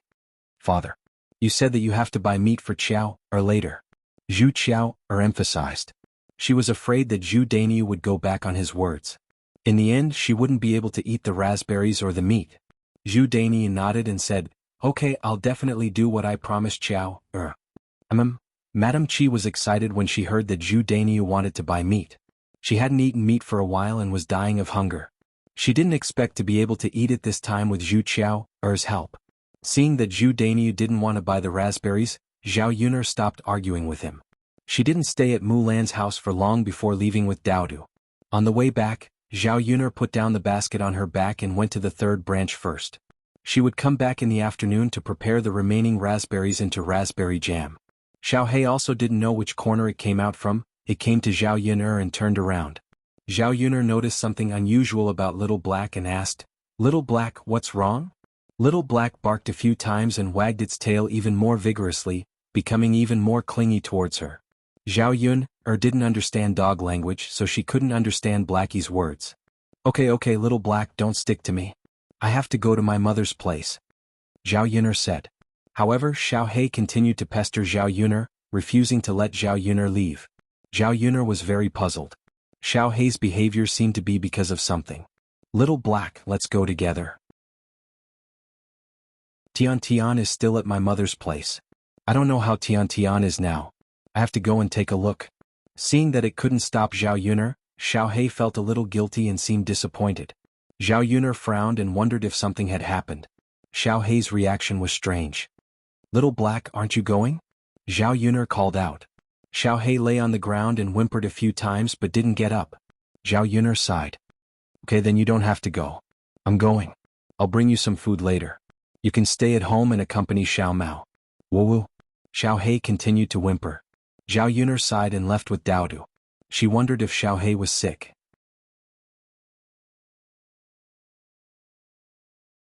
Chapter 1590. It was not like in the 21st century, where dogs could be taken to a pet hospital. Zhao Yuner was going to wait and see. Maybe Little He was fine. Little He was not an ordinary dog. It should not be so fragile. It was not until Zhao Yuner brought Daodu to the third branch that she understood why Little He did not follow. It turned out that it knew that it had done something bad and was afraid of being punished, so it simply avoided it. Zhao Yuner sighed helplessly. This Little He was really smarter than humans. Once they arrived at old Zhao's house, Feng Zhangxia saw Zhao Yuner coming over. She pulled Zhao Yuner aside and told her about what had happened in old Zhao's house just now. After Zhao Yuner heard it, she was a little stunned. Her family's Little He was really brave. A dog that had not fully grown up actually beat up both Zhao Ping'er and Zhao Wenshui. However, Zhao Yuner happened to hate these two people. It was good that Little He taught them a lesson this time. Let these two people suffer, otherwise they would be so lively on normal days. At this time, Liang Jinxiao also came out of the house. She sighed in front of Zhao Yuner and said a lot of things. The meaning of his words revealed that he was worried about Zhao Ping'er and blamed Little He. Zhao Yuner was very clear about Little He. As long as it was not provoked, Little He would never bite people. Since it bit Zhao Ping'er, it must be Zhao Ping'er who did something. So when Liang Jinxiao scolded Little He, Zhao Yuner did not listen at all. "Yuner, your family's Little He is very fierce. It is more dangerous now. You better buy a chain to tie it up. Otherwise it will not be good if it hurts others. After all, Ping'er is one of us. If she's injured, no one will pursue the matter," Liang Jinxiao reminded. Zhao Yuner pursed her lips and faintly replied, "Mother, I think my Little Black is quite good. It hasn't bitten anyone for so long. Normally the people bitten by Little Black were definitely not good people. This time it's probably Sister Ping'er who provoked Little Black, right?" Liang Jinxiao sighed. "Actually, Ping'er didn't do anything. Xiao He is too hot-tempered. He's only targeting Ping'er." Zhao Yuner snorted, "Mother, don't think that Little Black is just a dog, it's actually very smart. He understood everything you said. Ping'er didn't do anything. Did she say anything?" Liang Jinxiao frowned. "I don't think so, no? Mother, that's impossible. Out of so many people, my Little Black didn't bite, but he insisted on Ping. I don't believe it. Seeing that Zhao Yun'er was completely protecting Little Black, and then thinking about it, Zhao Ping'er did say that she wanted to skin Little Black and eat dog meat, and Zhao Yun'er hit Little Black first. Little Black resisted. Liang Jinxiao felt guilty and didn't say anything else. Whether Little Black was punished or not, it was still up to Zhao Ping'er to decide. Let Zhao Ping'er make a fuss. She was in the middle, so it wasn't easy for her to mediate this matter. At this moment, Zhao Ping'er was lying miserably in the third room. Zhao Yun'er didn't even look at her. Instead, she walked to the cradle, picked up Tian Tian from the cradle and coaxed Tian Tian gently. Tian Tian, Zhao Yun'er called. Tian Tian giggled, revealing a sweet smile. The pink and tender baby melted Zhao Yun'er's heart. Zhao Yun'er hugged Tian Tian and swayed a few times. Chapter 1591. Mother, Zhao Ping'er was injured now and her body was very weak. It was very difficult for her to even speak loudly. Liang Jinxiao heard Zhao Ping'er's call and hurriedly responded. Ping'er, what's wrong? Mother, is Zhao Yun'er back? Hurry up and ask her to come in and give me a proper explanation. Liang Jinxiao frowned and hurriedly responded. Then he said to Zhao Yun'er, Yun'er, do you want to go in and have a word with Ping'er? Zhao Yun'er felt that it was very ironic. Ask her for an explanation? What kind of explanation could she give? This matter was clearly Zhao Ping'er's fault. Was she supposed to apologize or compensate her? Or hand Little Black over to Zhao Ping'er for her to deal with? These were all impossible. Zhao Yun'er was a person who would protect her own. Since Little Black was her dog, no one could touch a single strand of Little Black's fur. Thus, Zhao Yun'er calmly replied to Liang Jinxiao, Mother, what do you want me to say to Sister Ping'er? Say. Liang Jinxiao stuttered at Zhao Yun'er's question. He didn't know how to answer Zhao Yun'er. Zhao Yun'er curled her lips and chuckled. Mother, since there's nothing to say, then I won't go in. Liang Jinxiao was a little anxious for a moment. Given Zhao Ping'er's condition, she couldn't get angry. The more Zhao Yun'er refused to go in and didn't say anything, the more Zhao Ping'er would make a fuss. It wouldn't be good if her injuries were to worsen. Zhao Yun'er ignored Liang Jinxiao and played with Tian Tian instead. Because the child was well nourished, the meat on her face was increasing day by day. She was as chubby as a doll. Seeing that Zhao Yun'er was taking a long time to come in, Zhao Ping'er impatiently urged her again. Liang Jinxiao sighed and entered the room of the third branch. Zhao Ping'er heard Liang Jinxiao's words and got up from the bed a little angrily. Mother, if that B*TC doesn't come in, I'll go out and reason with her. Liang Jinxiao hurriedly stopped Zhao Ping'er. Ping'er, you're still seriously. Listen to me, let's forget about this matter. Anyway, we won't be able to reason with her. After all, Little Black is a dog. How can we blame a dog for what it did? Animals don't understand human nature. We can't argue with animals, right? Zhao Ping'er shook her head. Mother, you're wrong. Zhao Ping'er's dog doesn't understand human nature. It's even more shrewd than humans. It deliberately wanted to bite me and made me like this. Anyway, I have to skin that damn dog and eat its meat. But you're seriously injured now. Why don't you wait until you're better before talking to Yun'er about this matter? Why don't you rest well now? No. Mother, I have to go now. You see, isn't Zhao Yun'er too much? I'm so seriously injured that I almost couldn't keep the child in my belly. Is it possible that I'm worse than a dog? What right does she have to treat me like this? Even if she wants to reason with Li Zheng, it's her fault. Liang Jinxiao was very tired. No matter what she said or did now, it wouldn't please her two daughters. Since Zhao Ping'er was so insistent, Liang Jinxiao could only let Zhao Ping'er do as she pleased. All right. Little Ping'er, even if you want to go out, you should be careful. Don't hurt yourself. Got it? Zhao Ping'er replied impatiently and then slowly walked out of the room.